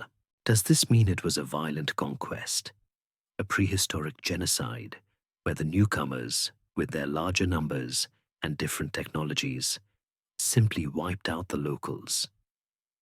There is very little archaeological evidence for widespread warfare. There are no great battle sites, no mass graves. The truth may be more subtle, and perhaps more chilling. It may have been a conquest by demography. The farmers, with their more reliable and calorie-rich food supply, were able to support a much larger population and have more children. They simply outbred the hunter-gatherers. The native people were not necessarily killed. They were squeezed out, pushed to the margins of the land, to the mountains of the north and west, where farming was difficult, their numbers dwindling with every generation until they were gone, a ghost lineage on their own land. We are left to imagine those first fateful encounters on the beach, a meeting of two futures, a moment of curiosity that would, for one of them, lead to utter oblivion. The end did not come with a bang. It came with the sound of an axe, not the familiar percussive thwack of flaked flint on wood, but a new, deeper, more resonant thump. It was the sound of a polished stone axe, wielded by a stranger, biting deep into the heart of an ancient oak, a tree that had stood as a silent witness for 500 years. For the last Mesolithic people, this was the sound of their world beginning to unravel. The replacement was not a single violent event. It was a slow, creeping, and inexorable fading, a process that played out over centuries, a quiet tragedy written in the changing scent of the air, the shrinking of the forest, and the slow silencing of an ancient way of life. Imagine a hunter, a man in his prime, a descendant of Cheddar Man's people, following the tracks of a red deer along the edge of a river valley. This is a path his ancestors have walked for 1,000 years. But today, something is different. He comes to a clearing that was not there last season. It is a raw, ugly wound in the side of the forest, the earth black with ash, the great stumps of the oaks still smoking. In the center of this clearing is a strange angular structure of wood and mud, and around it, a fence made of woven branches, a concept so alien it might as well be from the moon. Inside the fence are those placid, foolish-looking animals, the sheep, bleating in the sun. The hunter stands in the shadows of the remaining trees, a ghost in his own land, watching a new world being born, a world that has no place for him. His deer track, his ancestral right-of-way, now leads directly into a wall, the map of the world which he holds so perfectly in his memory, is being actively, deliberately, and irrevocably erased. This was the primary engine of the Mesolithic decline, a fundamental, irreconcilable conflict over the very nature of the land itself. For the hunter-gatherer, the Wildwood was everything. It was the larder, the hardware store, the pharmacy, and the cathedral. Its dense, chaotic, and ancient ecosystem was the entire basis of their existence. For the farmer, that same forest was an obstacle. It was a wilderness to be tamed, a darkness to be cleared, a resource to be consumed to make way for the true providers, the fields of wheat and barley. Every acre of forest that fell to the farmer's polished axe was an acre of hunting territory lost to the forager forever. The hazel groves that provided their winter staple were burned to make way for pasture. The wetlands where they hunted waterfowl were drained for agriculture. The deer, the boar, and the aurochs, their great wild companions in the landscape, were either driven away by the loss of their habitat or killed because they competed with the farmer's precious livestock. It was an ecological conquest. The farmers were not just occupying the land, they were terraforming it, transforming it into an environment in which the Mesolithic way of life was simply no longer possible. Alongside this slow-motion environmental catastrophe, there was likely a second invisible killer. The farmers, with their denser communities and their close, daily contact with domesticated animals, would have been the carriers of a host of pathogens, bacteria, and viruses for which the native hunter-gatherer population had no inherited immunity. Diseases that might have been a mere childhood sickness for the farmers, like influenza or a form of pox, could have swept through the Mesolithic bands like a firestorm. This is a story we have seen played out again and again in human history, when two long-separated populations meet. The hunter-gatherers, living in small, mobile, and scattered groups, were healthy, but they were immunologically naive. A single farmer visiting a Mesolithic camp to trade could have unknowingly initiated an epidemic that would wipe out an entire lineage. This grim biological reality would have amplified the demographic pressure, a silent cull that weakened the native population from within, making their recovery and resistance even more difficult. What of the human interaction in all of this? Did they fight? The archaeological record remains stubbornly quiet on this. There is no evidence of a great war, of fortified settlements being burned, of massacres. While there were undoubtedly moments of localized violence, the overall picture seems to be one of avoidance. The hunter-gatherers, faced with this relentless, encroaching tide, appear to have done what they had always done when faced with pressure. They moved, they retreated.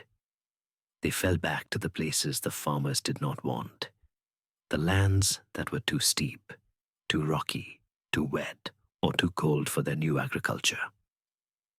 They became a people of the margins. We see their final, lingering presence in the uplands of Wales and Scotland, on the rocky western coasts, and on the islands of the Hebrides. In these places, the Mesolithic way of life with its reliance on the sea and the wild resources of the hills, could persist for a few more centuries, a flickering candle against the rising dawn of a new age. But it was a culture living on borrowed time.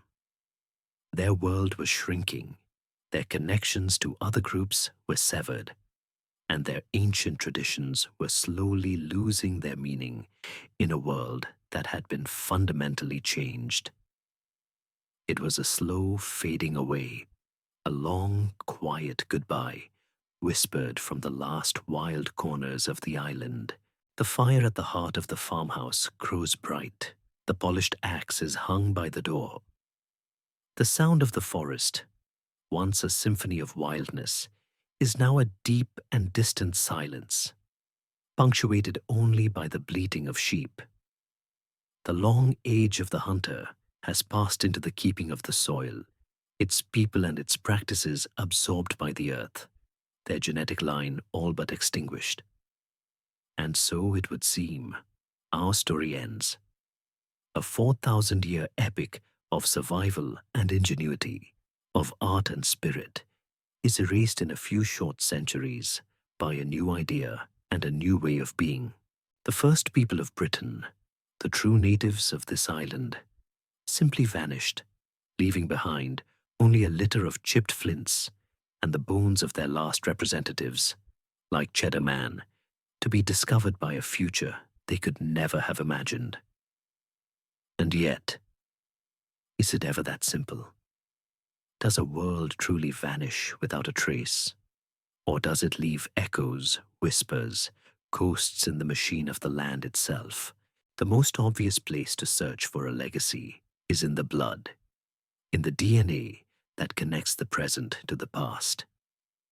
But as we have seen, the genetic echo of the Mesolithic hunter-gatherers in the modern British population is astonishingly faint, almost silent. The replacement by the Neolithic farmers was so near total that it seems a door was slammed shut on that ancient lineage. But almost is a powerful word. In the far reaches of the West, in the DNA of people with deep ancestry in the Scottish Islands or the mountains of Wales, some studies have found a slightly higher, though still tiny, percentage of that original hunter-gatherer signature. It is a mere whisper in the roar of subsequent migrations, but it is there, a ghost in the blood, a hint that on the farthest margins, in the places where farming was hardest, some of the old people did not vanish, but were, perhaps, slowly and quietly absorbed. But perhaps the truest legacy is not written in our genes, but in the very ground beneath our feet. We look at the British landscape, and we imagine we see two things: the neat, ordered world of our modern farms and cities, and the wild, untamed nature of the moors, the mountains, and the ancient woodlands. But what if that wildness is in part an illusion?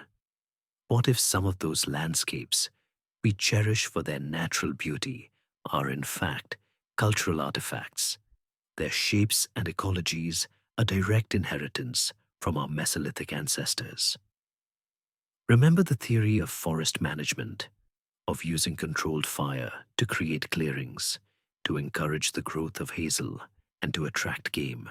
It is entirely possible that some of Britain's open heathlands and moorlands, which we think of as naturally treeless, were first created and then maintained for centuries by Mesolithic fire setters.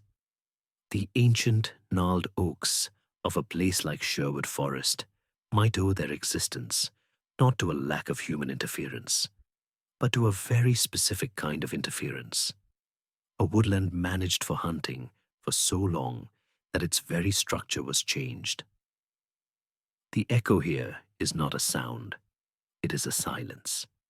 It is the absence of the dense, dark wildwood that would otherwise have been there. We may be walking, unknowingly, through a 9,000-year-old garden. And what of the mind? What of the stories? Is it possible that the myths of a land can hold a memory far longer than its bloodlines? This is the most speculative, and perhaps the most romantic, of all the echoes we can search for. As the farming cultures advanced, with their new languages and new gods, what did they make of the shy, dark-skinned, elusive people of the woods they were displacing? Could the rich folklore of Britain and Ireland, with its tales of the little people, the fairies, the seed, who live in hollow hills and ancient mounds, and who resent the intrusion of iron and the ringing of church bells, be a kind of distorted folk memory, a memory of a real encounter between a taller, metal-using, agricultural people and a smaller, stone-using, hunter-gatherer people who were retreating into the last wild places? It is a hypothesis that can never be proven, a ghost story in its own right. But it is a powerful thought that the fairy tales we tell our children might just be the final fractured echo of a people who have otherwise been lost to history. So, as our long journey comes to its close, and as you prepare now for sleep, perhaps you can listen for these echoes yourself. The story of Mesolithic Britain is not a tale of a distant alien people. It is the foundational story of the island itself. They were the first to walk this land after the great ice had gone.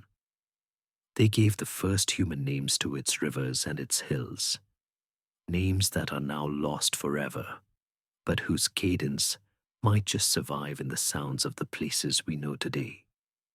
They were the ones who watched as the sea rose and the island was born. Their world lies buried, but not gone. It is there in the strange gleam of a flint on a country path. It is there in the taste of a hazelnut. It is there in the dark, curly hair and blue eyes of a stranger you pass on the street. And it is there in the deep, quiet wildness of the landscape, a wildness they did not just inhabit, but which they helped to create. Their age is over. Their time is done. But their echoes remain, woven into the very fabric of the land, waiting in the silence for those who are patient enough to listen. Rest now. May your sleep be deep and your dreams be peaceful.